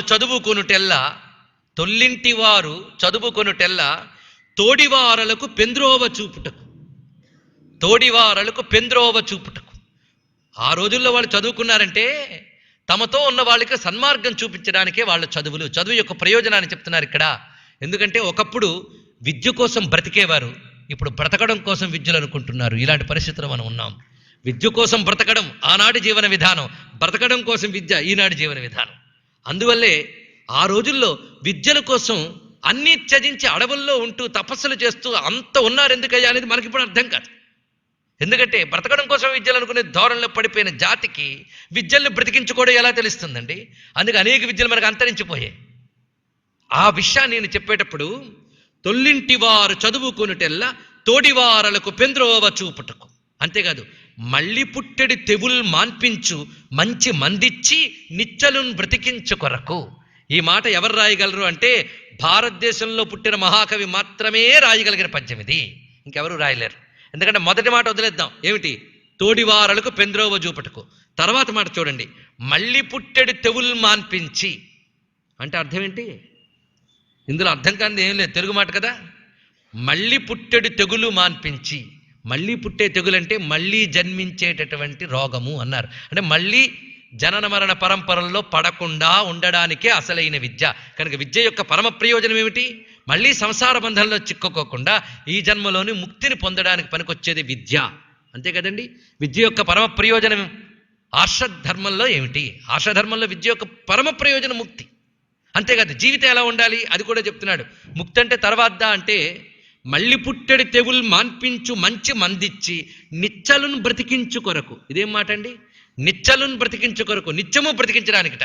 నిత్యం బ్రతికించడానికంటే ఎవడే నిత్యం బ్రతుకుతాడా? నిచ్చలం బ్రతికించు కొరకు అంటే మనిషి మంచి పనులు చేస్తే వాడు పోయినా వాడి యశస్సు మిగిలి ఉంటుంది కదా, అది చెప్పడం అనమాట. వాడు సత్కర్మలు చేసి యశస్సు మిగిల్చుకోవడానికి, అది ఇక్కడ. కనుక చదువు యొక్క ప్రయోజనాలు 3 మాటల్లో చెప్పారు. ఒకటి తన తోటివారిని సన్మార్గంలో నడిపించడానికి, రెండవది ముక్తిని పొందడానికి, మూడవది పవిత్రమైన యశస్సు పొందడానికి. అది విద్య యొక్క పరమ ప్రయోజనము అనే మాటని ప్రస్తావన చేశారు. అదేవిధంగా ఈయన చూపించిన వాటిలో సూర్యనారాయణ శతకం నుంచి ఒక 2 పద్యాలు చెప్పుకొని, ధరణిన్ చీకటి వేళ దవ్వు వెలుగున్ దర్శించు కందోయికిన్ మరి ఏ వస్తువులైన దోచనటు నిన్ ధ్యానించు నవ్వానికద్దిరి ఈ లోక వికారముల్ మది రవంతే నిన్ కనన్రావుగా అరయంగా తన జీవితంబున మహాత్మా సూర్యనారాయణ. ఒక చీకట్లో ఉన్నవాడికి ఒక వెలుగును చూసిన వెంటనే ఆ వెలుగు తప్ప మరేది పట్టదట. అదేవిధంగా ఓ పరమాత్మ నిన్ను ధ్యానించేవాడికి నువ్వు తప్ప మరేది పట్టదు అనే మాట చెప్పారు. భక్తి యొక్క విషయాన్ని ఇంత అందంగా చెప్పారు. అమరన్ బంగారు నుండి దానిదగు సాయన్ వేరుసేయంగా శక్ష్యము కానట్టుల ఈ జగం ఎడపరయ్యా అయ్యారె నిన్నుండి చక్రమునన్ గోణము రీతి నారయగా ఈ త్రైలోక్యమేపారి నాశము నియందున చెందుచుండు పరమేశ సూర్యనారాయణ. ఓ పరమేశ సూర్యనారాయణ, ఈ ప్రపంచానికి నీకు అనుబంధం ఉన్నది. ఈ అనుబంధం ఎలాంటిది అంటే బంగారం నుండి దాని ఛాయని, అంటే దాని యొక్క రంగుని ఎలా వేరు చేయలేరో నీ నుంచి ఈ ప్రపంచాన్ని అలా వేరు చేయలేరు అన్నారు. అంటే లోకం సూర్యాత్మకం, అది ఇక్కడ చూపిస్తున్నారు. ఇది వైదికమైన భావన. వేదములో సూర్యుని గురించి చెప్పిన విశేషములన్నీ సూర్యనారాయణ శతకంలో చాలా అద్భుతంగా చూపించాడు. సూర్య ఆత్మా జగతస్తశ్చ అని వేదం చెప్తున్నది. స్థావర జంగమాత్మకమైన సర్వ జగత్తుకి సూర్యుడే ఆత్మ అని. ఆయన నుంచి జగత్తును వేరు చెయ్యలేం. ఈ జగత్తులో మనందరూ యొక్క ఉనికి, మనకి జగత్తు యొక్క కదలిక ఇదంతా కూడా సూర్యుని ఆధారం చేసుకున్నది. ఇలాగ సూర్యతత్వంపై చాలా విశేషాలు చెప్తారు. మరొక చోట అంటారు, నువ్వు గొప్ప మాయగాడివయ్యా అంటారు. ఎందుకంటే నువ్వు కనిపించకపోయేటప్పటికల్లా ప్రపంచంలో ఏమీ మేము చూడలేం, ఏమీ కనబడదు. నువ్వు పొద్దున్న రాగానే భూమిలో నలుసంత ఉన్నదాన్ని కూడా స్పష్టంగా చూపించేలా చేస్తావు. కానీ ఆకాశంలో బాగా ప్రకాశించే నక్షత్రాలు అసలు కనబడకుండా చేస్తావు అన్నారు. ఇక్కడ చూడండి ఎంత చక్కటి విషయం. సూర్యుడు రాగానే భూమిలో ఉన్న నలుసైనే కనిపిస్తుందిట. ఆకాశం నక్షత్రాలు కనబడవు అంటే పోయాయా? అక్కడే ఉన్నాయి. అంటే సూర్యుడు చూపిస్తున్నాడా, చూపించకుండా చేస్తున్నాడా? ఇది పెద్ద ఆశ్చర్యం. మనం అనుకుంటాం చీకట్లో ఏవి చూడలేవని, కానీ చీకట్లో పగలు చూడలేని నక్షత్రాలను చూడగలవు నువ్వు. వెలుగులో అన్నీ చూడగలవు అనుకుంటాం, మరి వెలుగులో అక్కడే ఉన్న నక్షత్రాలని చూడగలుగుతున్నావు ఎలాగో? అది చెప్తున్నారు. ఇదే అయ్యా నీ మాయా అన్నారు. ఇది ఒక చక్కని చమత్కారపూర్వకమైన దృష్టితో చూశారు. ఇలాగా సూర్యనారాయణ శతకంలో చమత్కారాలు చాలా చాలా మనకు కనిపిస్తాయి. ఇప్పుడు మనం జగజ్యోతుడికి వెళ్ళే ముందు ఆయన రచించినటువంటి ఇతర గ్రంథాల్లోంచి ఒక పద్యంలోంచి మిమ్మల్ని తీసుకువెళ్తా. ప్రతి వారికి పనికొచ్చే అంశమునివి.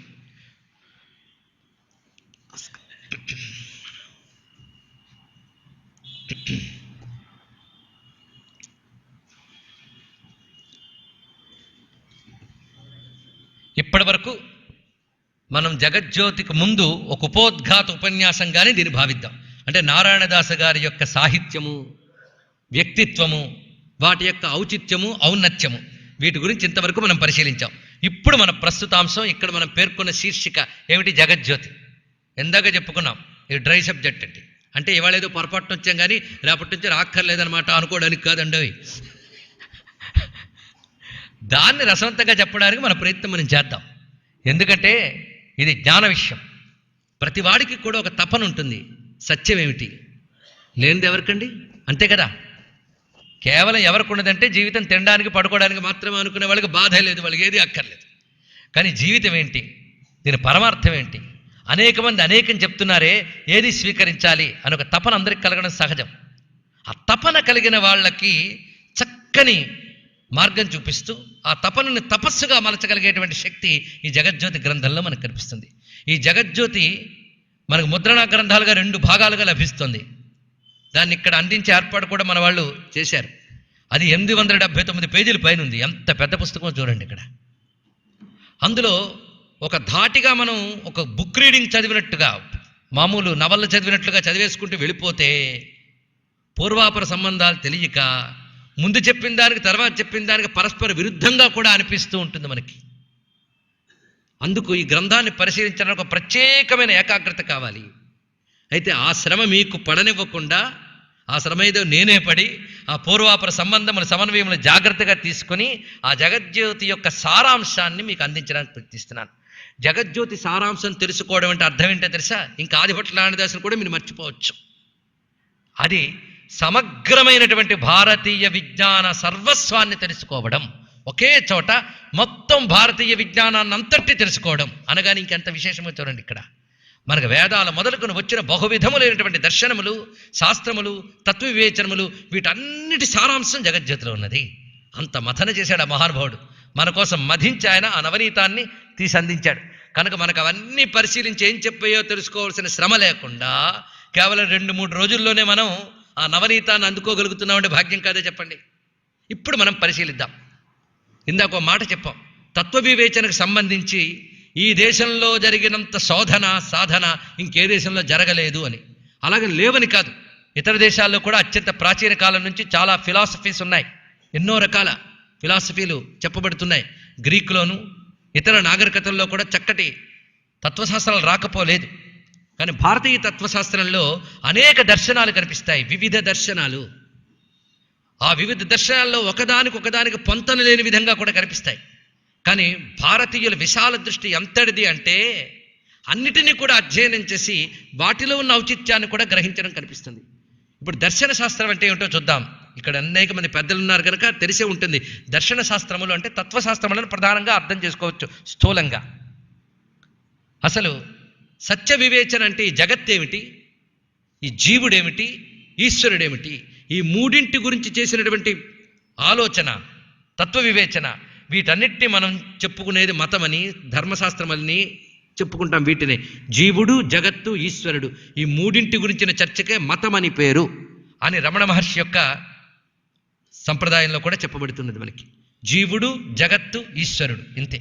మీరే ఆలోచించవచ్చు, ఇంతకు మించి ఇంకేమైనా ఉందా చర్చ? మనము, ఈ ప్రపంచము, పరమేశ్వరుడు, అంతే కదండి. మూడోవాడు ఎవడు తెలియదు. ఈ రెండే తెలుస్తున్నాయి కదా ప్రతివాడికి. ఏమిటి? నేను, ఈ జగత్తు. ముందు ఇది కనబడుతుంది, నేను, ఈ జగత్తు ముందు. నేనంటే ఏమిటి? జగత్ అంటే ఏమిటి, నేనెక్కడి నుంచి వచ్చాను, ఈ జగత్ ఎక్కడి నుంచి వచ్చింది, ఈ ప్రశ్న వేసుకున్నప్పుడు ఇంక ఈశ్వరవాదం, ప్రకృతివాదం ఇవన్నీ ఏర్పడతాయి. కనుక మనిషి ఆలోచించడం మొదలుపెట్టాక, బుద్ధిజీవి అయిన మానవుడు ఆలోచించడం మొదలుపెట్టాక తన చుట్టూ కనిపిస్తున్న ప్రపంచంలో ఇది ఇదే అని నిర్ధారించే జాతకుడు ఉంటుంది. వీళ్ళని మనం సామాన్యులు అంటాం. వీళ్ళకి పెద్ద ఆలోచనలు ఉండవు. వేడి తగిలితే వేడిగా ఉందని, చల్లదనం తగిలితే చల్లగా ఉందని, తీపి తగిలితే తీయగా ఉందని, ఇంద్రియాలకు ఏది దొరికితే దాన్ని బట్టి ఒక సిద్ధాంతం చేసుకుంటూ బ్రతికే వాళ్ళు ఉంటారు. వీళ్ళకు ఒక వివేచన ఉండదు, జీవితానికి ఒక లక్ష్యం ఉండదు. వీళ్ళని మనం అంటాం సామాన్య జనులు అని అంటాం. కానీ ఆలోచించడం మొదలుపెట్టిన తర్వాత ఈ ప్రపంచం ఏమిటి, నేనేమిటి అనే దానికి ఆలోచన చేసి, ఆలోచనలో ఎక్కడి వరకు వెళ్ళగలిగాడో అక్కడి వరకు వెళ్ళి తాను తృప్తిపడిన ఒక సమాధానాన్ని తీసుకుని దాన్ని ప్రతిపాదిస్తాడు సిద్ధాంతంగా. దీన్ని దర్శన శాస్త్రం అని అంటాం. అర్థమవుతుంది కదా? అలా ఒక్కొక్క రకమైన దర్శన శాస్త్రాన్ని ప్రతిపాదన చేశారు. ఇలాంటి దర్శన శాస్త్రాలు ప్రాచీన భారతదేశంలో చాలా మనకి చెప్పబడుతున్నాయి. ఈ దర్శన శాస్త్రాల్ని మన వాళ్ళు పరంపరగా 2 రకాలుగా విభాగాలు చేశారు. వైదిక దర్శనములు, అవైదిక దర్శనములు అని. వైదిక దర్శనాల్లో దీన్ని బట్టి ఒక్కటి విషయం చూసుకోండి. ఇవేం చెప్తున్నారో మాకు అర్థం కాలేదు అన్నారంటే నేను చాలా సంతోషిస్తాను. ఎందుకంటే అర్థం కాలేదన్నారు తప్ప అర్థం లేదనలేదు. అర్థం కానంత గొప్ప జ్ఞానం మనకు ఉందన్నమాట అనేదైనా అర్థమైంది కదా చాలు మనకి. అంటే ఒక పెద్ద జ్ఞాన భాండారం మనకున్నది, వాటిని మనం పరిశీలించుకోగలగాలి. ఎన్ని విషయములు ఆలోచించారు మన పూర్వీకులు, ఎంత పరిశోధన చేశారు జగత్తు గురించి, జీవుడు గురించి, ఈశ్వరుడు గురించి. కనుక జగత్తు, జీవుడు ఏమిటి, వీటి యొక్క తత్వములు అనే దాని మీద పరిశోధన చేసి ఒక్కొక్క విషయాన్ని ప్రస్తావన చేసుకుంటూ వెళ్ళారు. వైదిక దర్శనాల్లో అంటే వేదంలో చెప్పిన విషయాలు కొన్ని ఏకీభవిస్తున్న దర్శనములు కొన్ని ఉన్నాయి, అవైదిక దర్శనములు ఉన్నాయి.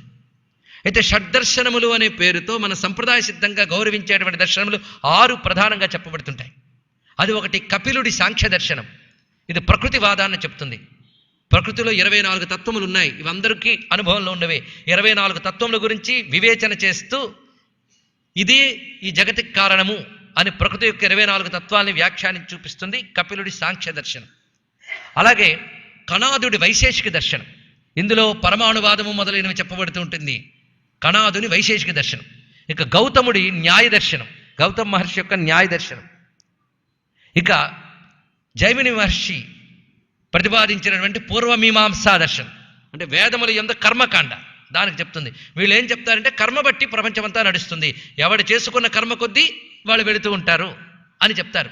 ఇందులో కూడా కొంతమంది ఈ చెప్పిన సిద్ధాంతాల్లో ఈశ్వరవాద, నిరీశ్వరవాదాలు మళ్ళీ 2 ఉన్నాయండి, గుర్తుపెట్టుకోండి.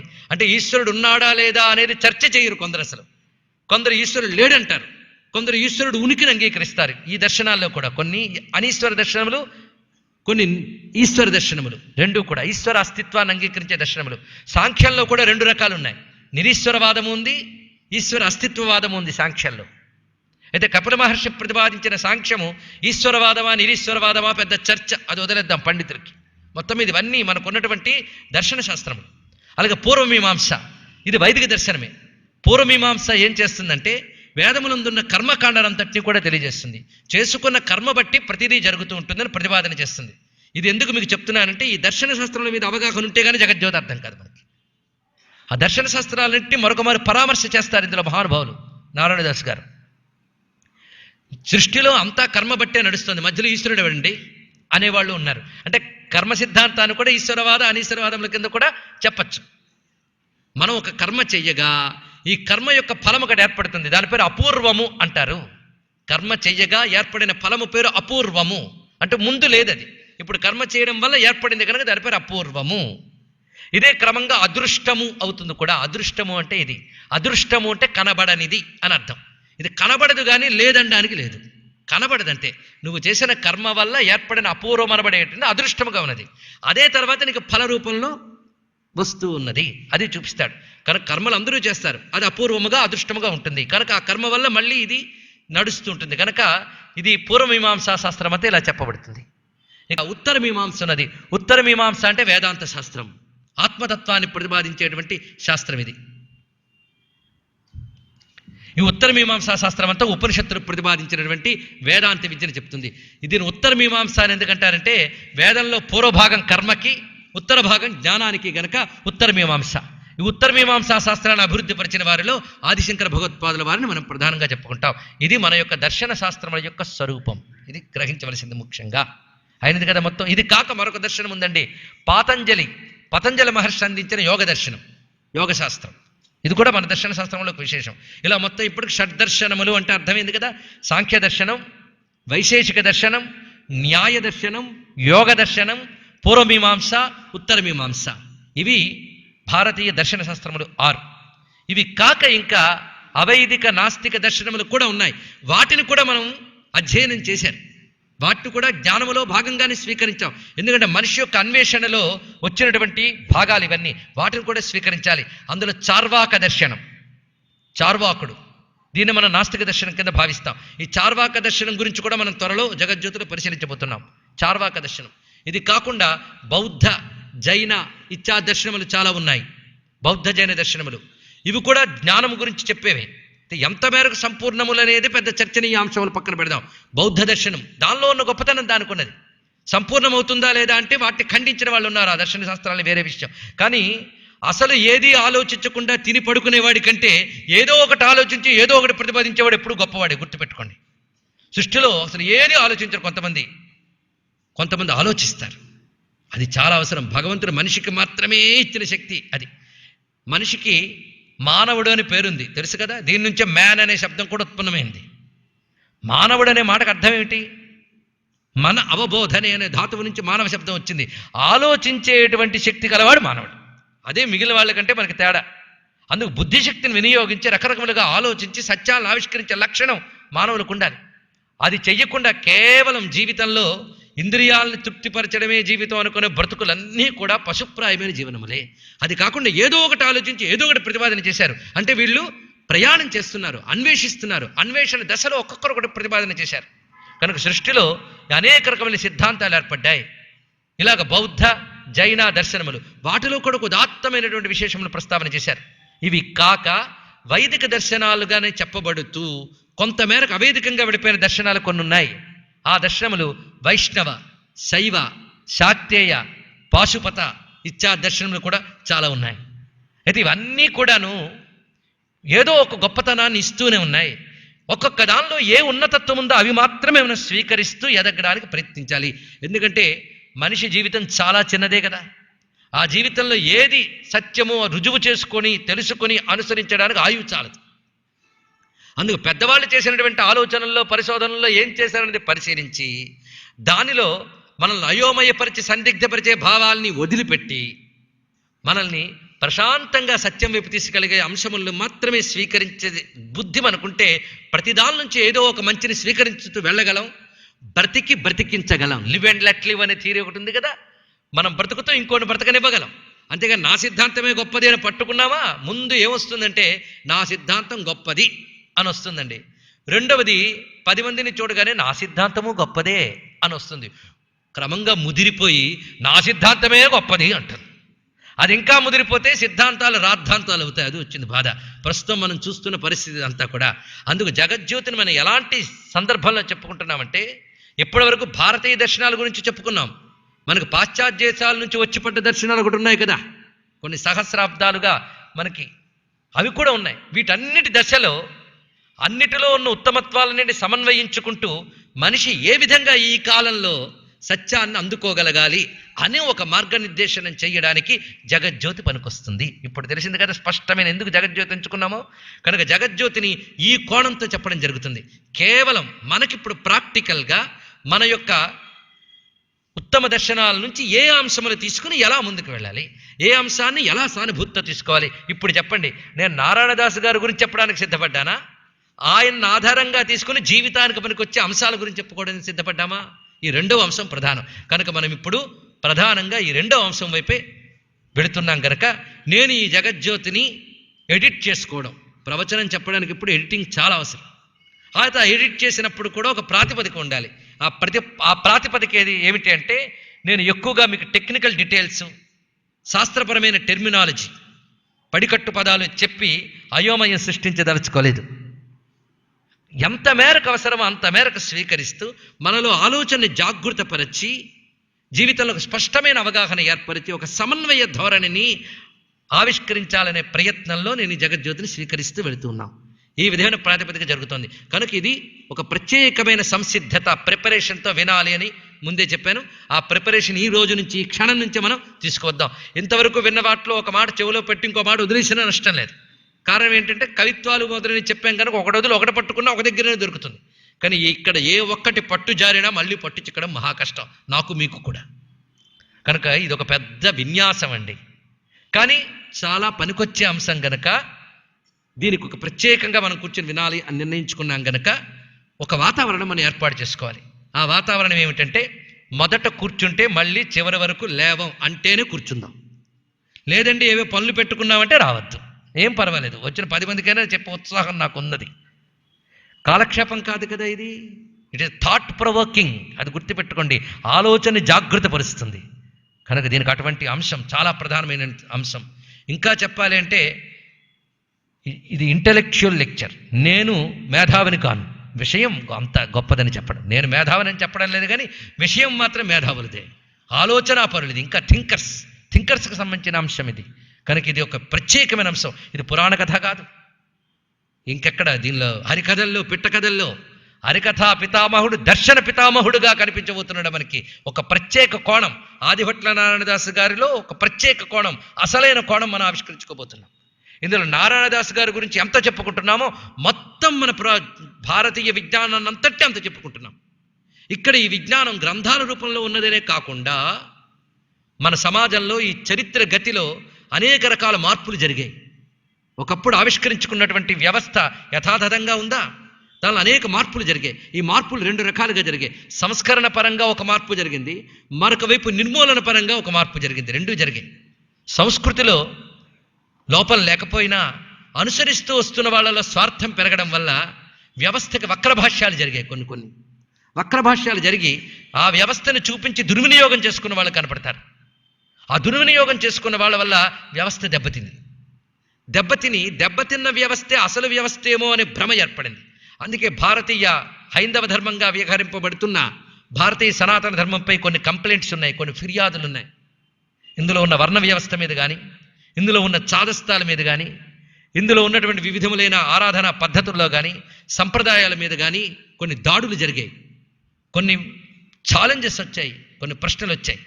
ఆ ప్రశ్నల్ని తీసిపారేయడానికి లేదు, ఆ ప్రశ్నల్లో ఒక వివేకం ఉంది, ఒక విచక్షణ ఉంది. దాన్ని సానుభూతిగా అర్థం చేసుకోవాలి. అప్పుడు ఈ వ్యవస్థ యొక్క అసలు స్వరూపం ఏంటో తీసుకోవాలి. ఆ వ్యవస్థలో పొరపాట్లు ఏం జరిగాయి, సవరించుకోవాల్సిన అవసరం ఎంతున్నది, ఇప్పుడు వీళ్ళు చెప్తున్నటువంటి ఫిర్యాదులు వ్యవస్థ యొక్క అసలు స్వరూపాలా, ఇవన్నీ జాగ్రత్తగా గమనించాలి. అలా తీసుకుని వీటన్నిటినీ చూసి ఇప్పటి సమాజానికి ఎంత మేరకు స్వీకరించాలి ఇది కూడా. ఎందుకంటే ఇప్పటి కాలానికి పనికొస్తుందా లేదా అనేది ఎప్పుడైనా అవసరమే. ఇప్పుడు మనం ఆవిష్కరించుకున్న అనేక సత్యాలు కూడా, ఇప్పుడు మనం పనికొస్తాయనుకుంటున్నవి కూడా మరొక కాలానికి పనికొస్తాయో లేవో మనం చెప్పలేము. ఇది బాగా గుర్తుపెట్టుకోవాలి. ముందు ఇప్పటికి మనకి పనికొచ్చాయి. కొన్ని సిద్ధాంతాలు ఒక కాలం చాలా ఆనందంగా ఆమోదిస్తుంది, ఆ దేశకాల పరిస్థితులు వేరు, అప్పటి సమాజం యొక్క మైండ్ సెట్ వేరు. తర్వాత కాలంలో మార్పులు జరిగినప్పుడు వాళ్ళ మానసిక స్థితి ఎలా ఉంటుందో మనకేం తెలుసు, అప్పుడు అవసరాలు ఏమిటో మనకు తెలియవు. అలాగని వాటిని నిందించరాదు, అప్పటికది సరిపోయినది అనుకుని ఏమైనా మంచి ఉంటే అందులోంచి స్వీకరించడానికి ప్రయత్నించాలి. ఒకప్పుడు అడవులతో పాటు ఊళ్ళు కలిసి ఉన్నప్పుడు, అడవుల్లోంచి క్రూర మృగాలు ఊళ్ళ మీద పడ్డప్పుడు కనిపించిన క్రూర మృగాన్ని హింసించిన వాడికి బిరుదులు ఇచ్చి సన్మానాలు చేసేవారు. ఇప్పుడు ఏదైనా క్రూర మృగాన్ని ఎవడైనా హింసిస్తే ఏం చేస్తారు? జైల్లో వేస్తారు. అవునా లేదా? ఇప్పుడు ఏది కరెక్టా చెప్పండి, అది కరెక్టా ఇది కరెక్టా? అప్పటికి అది కరెక్టా, ఇప్పటికి ఇది కరెక్ట్, అంతే. దీనిలో చర్చ చేయడానికి ఏమీ లేదు. అప్పుడేదో ప్రతిపాదన చేసి, అప్పుడు వాడు చెప్పాడు కదా, అప్పుడు ఎవడో జమీందారు ఒక పులిని చంపినట్లయితే వాడు ఫోటో తీసి కోర్టులో పెట్టి ఇప్పుడు చూపిస్తారు అని పులిని వేటాడేయండి అని. ఇప్పుడు మనం దేనైనా వేటాడి మళ్ళీ ఫోటో కూడా తీయించుకోగలమా? ఆ మధ్య ఎవడో పాపం సినిమా హీరో ఏదో ఒక జంతువుని వేటాడంటే వాడు వెనకాల పోలీసులందరూ పరిగెత్తారు, మీకు తెలియంది కాదు. ఇప్పుడు ఏది ధర్మం చెప్పండి? ఇప్పుడు దాని ప్రకారం చేసే వాళ్ళు దుర్మార్గులు అంటామా? లేదా అప్పటి వాళ్ళని చూపించి ఇప్పుడు వాళ్ళు చేసింది కరెక్టే అంటామా? అది అనకూడదు. దాన్ని వీరగాథగా నమస్కారం చేసుకోవాలి, ఇప్పుడు తప్పుడు గాథగా శిక్షించాలి, అంతే. ఇలాగే అనేక ధర్మాలు ఆయా దేశకాల పరిస్థితులను బట్టి కొన్ని చూపించుకోవాలి. అంతేకాని మొండిగా పట్టుగా అలా పట్టుకోవడం కూడా తగదు. ఎంత మేరకు సడలించాలి, ఎంత మేరకు పట్టుకోవాలి చాలా తెలియాలి. ఇది తెలియ కొంతమంది మరీ చాదస్తమండి అని అన్ని వదిలేసిన వాళ్ళు ఉన్నారు. ప్రతి పట్టుకుంటూ జీవితాన్ని దుర్భరం చేసుకునే వాళ్ళు ఉన్నారు. ఆ పట్టు విడుపు సరిగ్గా తెలియాలి. అది తెలుసుకునే లోపలే జీవితం చాలా గడిచిపోతూ ఉంటుంది. కనుక ఆ ఎరుక, ఆ జాగ్రత్త చాలా మనకి ఎప్పుడు విచక్షణ. అసలు జీవితంలో మనల్ని మనం దిద్దుకోవడంతోనే 100 ఏళ్ళు గడిచిపోతూ ఉంటుంది చాలాగా. అవునా లేదా? సరే, అది సంతోషమే, దిద్దుకునే ప్రయత్నం చేస్తున్నాం కదా. అసలు ఏ ప్రయత్నం చేయకుండా కొందరు ఉంటారు పాపం, జీవితానికి కొన్ని లక్ష్యాలు ఏర్పరచుకొని. ఏమిటని? జీవితం అంటే ఏమిట్రా, బాగా చదువుకోవాలి, ఎందుకు బాగా సంపాదించాలి, ఎందుకు మంచిగా పెళ్లి చేసుకోవాలి, పెళ్లి చేసుకోవడం ఎందుకు, పిల్లల్ని కలాలి, పిల్లలకని ఏం చేయాలి, వాళ్ళని సెటిల్ చేయాలి, తర్వాత ఏం చేయాలి, మనవలు ఎలా ఉన్నారో చూసుకోవాలి, తర్వాత ఏం చేయాలి, ముని మనవలు ఎలా ఉన్నారో చూసుకోవాలి, తర్వాత నువ్వు ఎలాగున్నావో వాళ్ళు ఎలాగూ చూసుకోరు, బాధలేదు. పరిస్థితి ఏమిటి? ఇదా జీవితానికి గమ్యం? ఏమిటి, ఎక్కడికి పోతున్నావు? ఆలోచించు. ఈ మాట మొట్టమొదట ఈ క్వశ్చన్ సంధించాడు హిరణ్యకశిపుడి మీద ప్రహ్లాదుడు. అచ్చపు చీకటింబడి గృహవ్రతులై విషయ ప్రవిష్టులై చచ్చుచు పుట్టుచున్మరల చర్విత చర్వణులైన వారికి చెచ్చర పుట్టినే పరులు చెప్పిననైన నిజెచ్చనైన ఏమిచ్చినని చెప్పాడా లేదా? అంతేకాదు, ఇది అంత గతానుగతికో లోక, వాడు చేసాను వీడు చేసాను వీడు వెళ్ళిపోతాడమే తప్ప ఏమిటి సత్యం, ఏమిటి సాధించాలో ఆలోచించారా? కొంతమంది మీద ఈర్ష్యలు, కొంతమంది మీద అసూయలు, వీటితోనే వెళ్ళిపోతున్నాం. మనోవికారాన్ని ఏ విధంగా నిగ్రహించుకోవాలి, మనశ్శక్తిని ఎలా వినియోగించుకోవాలి, ఇవన్నీ జాగ్రత్తగా చూస్తే భగవంతు ఇచ్చిన జీవితాన్ని ఎంత అద్భుతంగా తీర్చిదిద్దుకోవాలన్న దానికి దర్శన శాస్త్రాలు మనకు సహకరించాలి. అంతేగాని జీవితాన్ని అయోమయంలో పెట్టడానికి కాదు శాస్త్రం, జీవితాన్ని తీర్చిదిద్దడానికి శాస్త్రం. ఆ కోణంలో ఆ శతాబ్దం ఎందుకన్నానంటే ఇది 20వ శతాబ్దం పూర్వభాగం, 19వ శతాబ్దపు చివరి భాగం. ఆ సమయంలో, ఆ సంధికాలంలో ఒకవైపు పాశ్చాత్య నాగరికత విస్తరిస్తున్న రోజులు, మరొకవైపు ప్రాచీనమైనటువంటి సిద్ధాంతాల మీద నమ్మకాలు, గౌరవాలు సడలుతున్న రోజులు, వాటిలో ఏర్పడినటువంటి మొండి మూర్ఖత్వ చాదస్తాల వల్ల వాటిపై గౌరవం తగ్గుతున్న రోజులు, వీటిని చాదస్తాలను తీసి పారేయలేక, వాటిపైన గౌరవాన్ని వదులుకోలేక ఏమి చేయాలా అనే అయోమయంలో కొందరున్న రోజులు. ఆ రోజుల్లో జగజ్యోతి పుట్టింది. దాని కాలాన్ని ముందు పరిశీలించాలి మనం. ఒకవైపు సంస్కరణవాదం ఒకవైపు వస్తున్నది, ఒకవైపు నిర్మూలనవాదం ఒకవైపు వస్తున్నది. ఇలాంటి స్థితిలో సరిగ్గా దర్శన శాస్త్రాలను అధ్యయనం చేసుకుని వాళ్ళని అందరినీ తృప్తిపరుస్తూ నేటి కాలానికి పనికొచ్చే విషయాన్ని అందించారు. నేటి కాలానికి మీరు అంటున్నారు కదా, ఇది నేటి కాలానిక ఆనాటి కాలానికని మళ్ళీ మీకు ప్రశ్న రావచ్చు. అది కూడా జాగ్రత్తగా ఆలోచించాలి. కానీ ఈయన ఇచ్చిన సిద్ధాంతాలు చూస్తే ఏనాటి కాలానికైనా పనికొచ్చేవి మళ్ళీ చెప్పారు ఇందులో. అది మనం చాలా సంయమనంగా చూద్దాం. అయితే ఈ గ్రంథంలోకి నేను వెళ్ళే ముందు ఈయన సందర్భంగా ఒక గ్రంథంలో నేను కాకుండా వేరేగా ఒక సందర్భంగా చెప్పిన 2 పద్యాలు చెప్తాను. అన్నిటినీ ఎలా సమన్వయిస్తారో చూడండి. ఇక్కడ బౌద్ధం నుంచి నాస్తిక మతాలు, ఇంకొక వైపు ఆస్తిక మతాలు, ఇంకొక అద్వైతము, ఇంకో విశిష్టాద్వైతము, వీటన్నిటినీ కలిపి ఆయన ఒక సభలో చదివిన పద్యాన్ని ఈరోజు ఈ సభలో చదివి జగజ్యోతికి ఉపోద్ఘాతంగా నేను దీన్ని భావిస్తూ చెప్తున్నాను. ఆది కారణమెన్నరాదు కావున స్వభావము లోకమని తెలుపు బౌద్ధమతము, జగమబద్ధము బ్రహ్మ సత్యంబటంచు ఎంతయు బోధపరచు అద్వైత మతము, సగుణుడీశుడు ప్రపంచము వాని ఇచ్ఛా విభూతి అంచు గణించు ద్వైతమతము, ఇహమ నిక్కము పరమెల్ల కల్లయటంచు తెల్లము సేయు నాస్తిక మతంబు. ఇన్ని మతములలో సారమెంచి ఎంచి దయయు నిర్మోహము భక్తి ధర్మబుద్ధి నాల్గిటిన్ క్రమముగా పొంది నయమమీర జయము మనమందవలయునో సభ్యులారా. ఇది ఆయన చెప్పిన ఒక పద్యం. ఇది జగజ్యోతి యొక్క సారాంశం. ఇందులో ఈయన చెప్పిన ఒక్కొక్క సిద్ధాంతాన్ని దాని సారం చెప్పేశారు చూడండి. మొదటిది బౌద్ధం అన్నారు. బౌద్ధం ఏం చెప్తోంది? జగత్తుకి ఏది మొదటి కారణం అనేది నిర్ణయించలేము. అంతే కదండి. ఏది మొదటి కారణం ఎవరు నిర్ణయించగలరు? ఎవరో చెప్పారు అంటే నమ్మకమే తప్ప ఆధారం ఏది? కనుక జగత్తుకి ఏది కారణం అంటే స్వభావము. స్వభావం అంటే బై నేచర్ అని మనం అంటాం కదా. కనుక స్వభావమే లోకమని తెలుపు బౌద్ధమతము. ఇది బౌద్ధమతం యొక్క సిద్ధాంతం. ఇక జగము అబద్ధము బ్రహ్మ సత్యంబు అటంచు ఎంతయు బోధపరచు అద్వైత మతము. అంటే బ్రహ్మ సత్యం జగన్మిథ్య అనే మాటను చెప్తుంది అద్వైతం. ఇక ద్వైతం ఏం చెప్తోంది? సగుణుడు ఈశుడు, ఈశ్వరుడు నిర్గుణుడు కాడు, పరమాత్మ నిర్గుణము అనే చెప్తోంది అద్వైతం. అది ఒప్పుకోదు ద్వైతం. పరమాత్మ సగుణుడు, ప్రపంచము వాని ఇచ్ఛా విభూతి అంచు గణించు ద్వైతమతము. ఇప్పటికీ ఆ రెండు అలాగే ఉన్నాయి. ఇటు ద్వైతం అద్వైతం రెండు కొట్టుకుంటూ ఉంటారు. ఎవరు ఏ మార్గంలో నడవరు. కొట్టుకునేవారు ఎవరు అంటే ఏ మార్గంలో నడవని వాళ్ళు. గుర్తుపెట్టుకోండి. నీది గొప్ప నాది గొప్ప అనేవాళ్ళు ఏ అనుష్ఠానము లేనివారే. ఏదో ఒకటి చక్కగా అనుష్ఠించుకుంటూ ఉంటే కొట్టుకోవడానికి టైం ఉండదండి. అది వచ్చింది. ఇప్పుడు వాదం ఎలా పుడుతుంది కనుక ఇప్పుడు ఈయన లేవదీసిన సమస్యలు ఎప్పటికీ ఉన్నాయి, పరిష్కారం కూడా ఎప్పటికీ ఉంది. ఎప్పటికప్పుడు ఎవడికి వాడు తెలుసుకొని తరించవలసిందే. ఎందుకంటే బాగా తెలుసుకోవాల్సింది సమాజాన్ని అంతటినీ ఎవడు హఠాత్తుగా మార్చలేడు. ఇది బాగా తెలుసుకోవాల్సిన ముఖ్య విషయం. సమాజాన్ని అంతటినీ ఎవడు హఠాత్తుగా మార్చలేడు. సమాజం అలా మారదు, ఎవడికి వాడే. కానీ అలా ఊరుకోడు, ఏదో ప్రయత్నం చేస్తుంటాడు. ప్రతివాడు ఒక సిద్ధాంతం ఏర్పరచుకుంటాడు, ఆ సిద్ధాంతంలోకి అందరినీ లాగాలని ప్రయత్నిస్తూ ఉంటాడు. లాగిన వాళ్ళని లాగుతాడు, లాగబడిన వాళ్ళు లాగబడతారు, ఒక గ్రూప్ తయారవుతుంది, అదొక మతం అవుతుంది, అదొక రాజకీయ భాషలో చెప్పాలంటే పార్టీ అవుతుంది. దాన్ని పడని వాళ్ళు కొందరు, పడేవాళ్ళు కొందరు, వాళ్ళు వీళ్ళు కొట్టుకోవడానికి కాలక్షేపం మిగులుతుంది.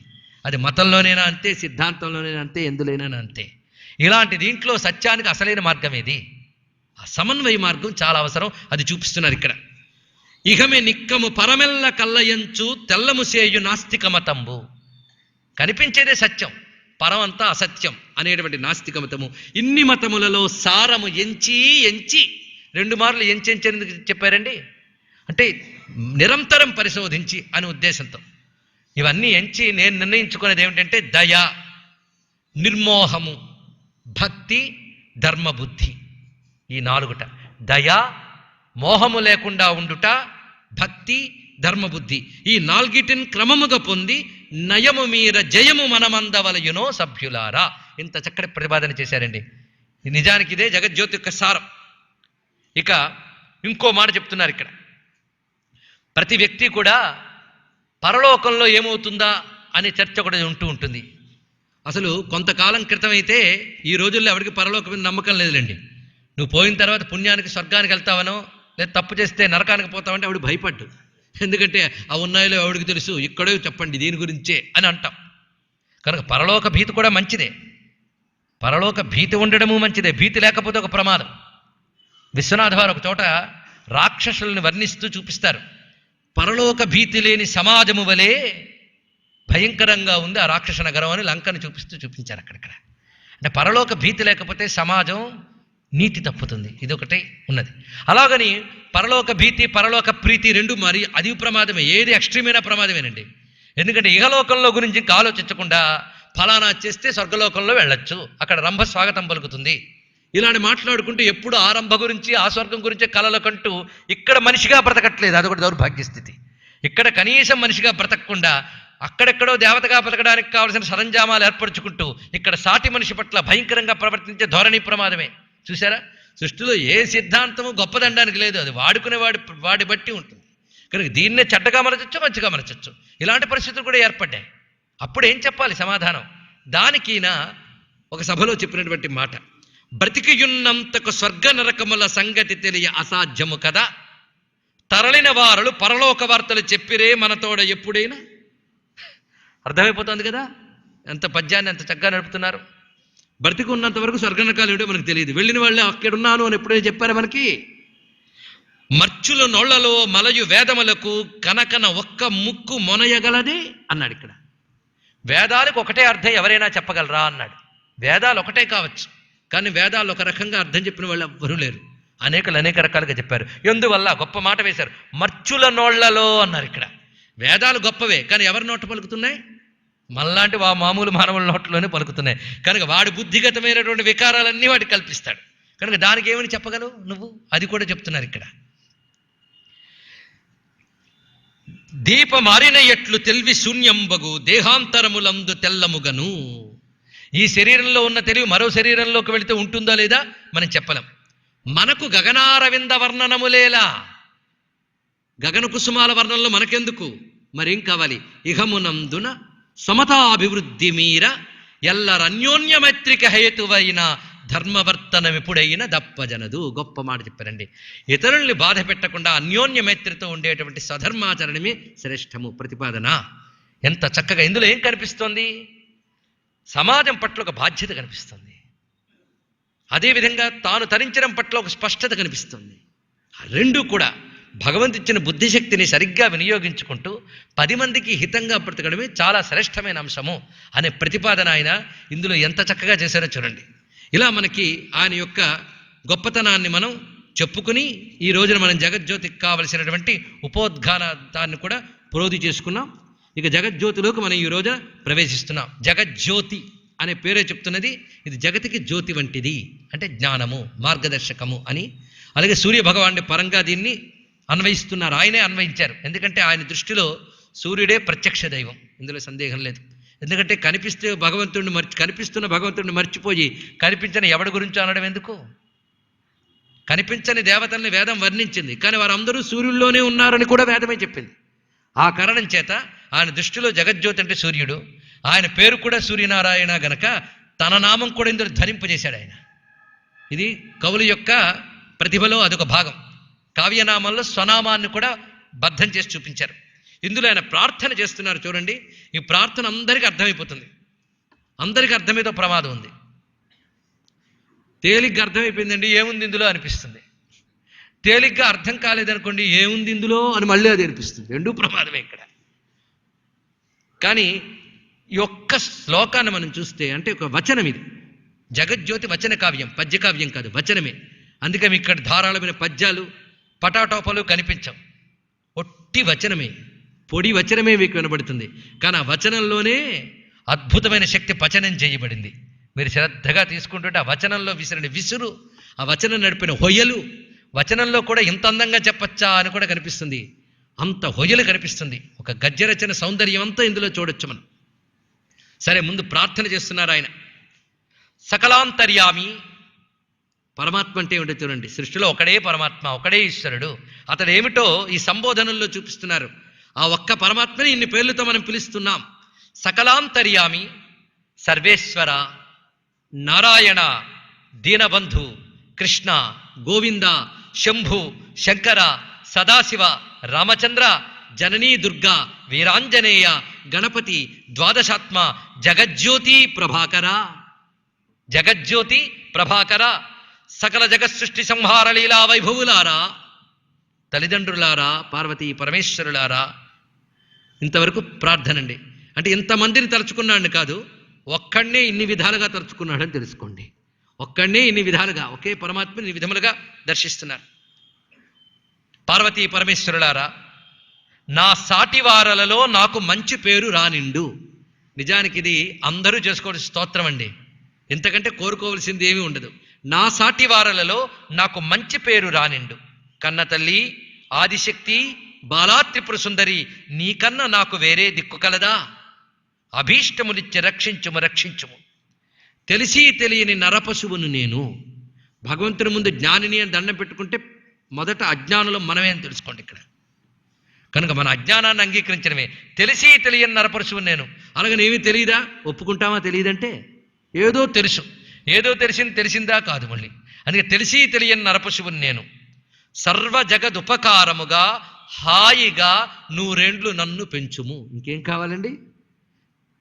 ముందు సర్వజగదుపకారముగా, సర్వజగత్తుకి పనికొచ్చేలా నేను బతకాలి. చూసారా, బ్రతుకు యొక్క ప్రయోజనం మన వల్ల 10 మందికి ప్రయోజనం, పైగా హాయిగా అది ఉంది, అది తన ప్రయోజనం. అది సర్వజగదుపకారముగా హాయిగా 100 నన్ను పెంచుము, ధర్మ మార్గము నుండి నన్ను జారిపోనీకుము ఓ జగన్మాత. ఇది చాలా ముఖ్యం.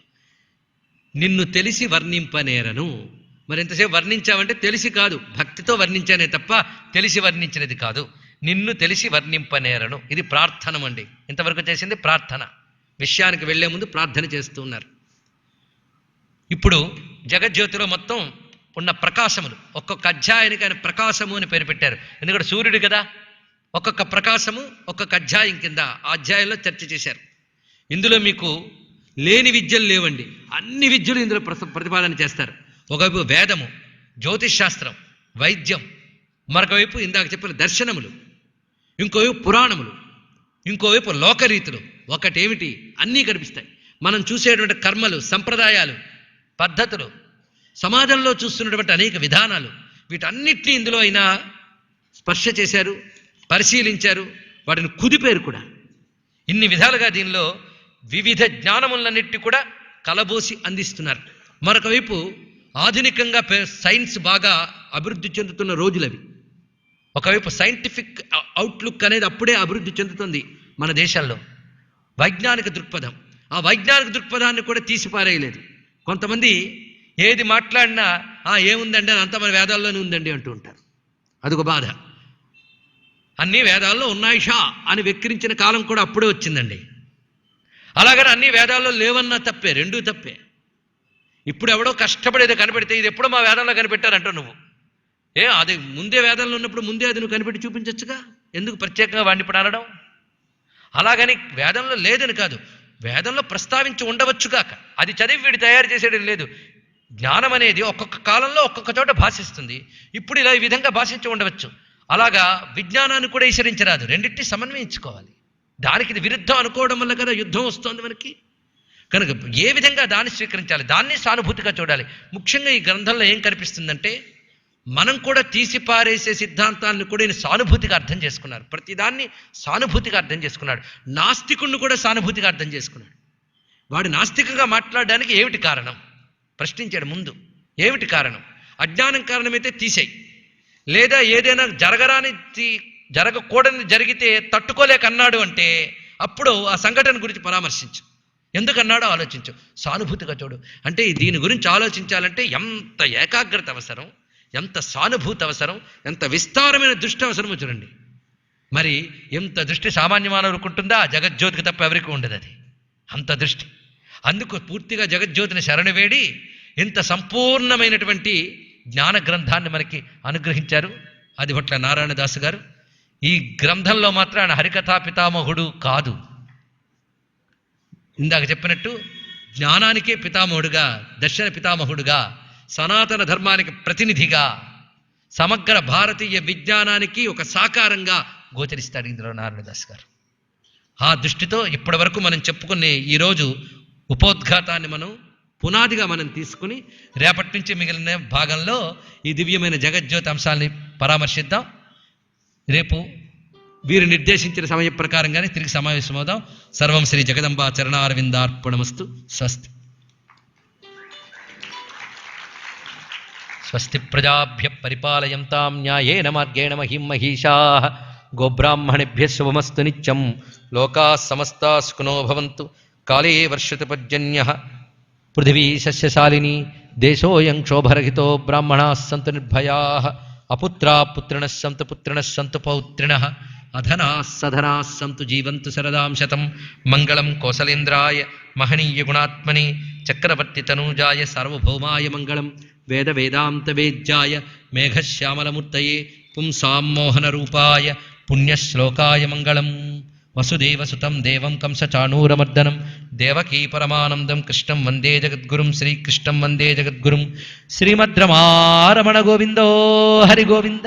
నమః పార్వతీపతయే. హర హర మహాదేవ.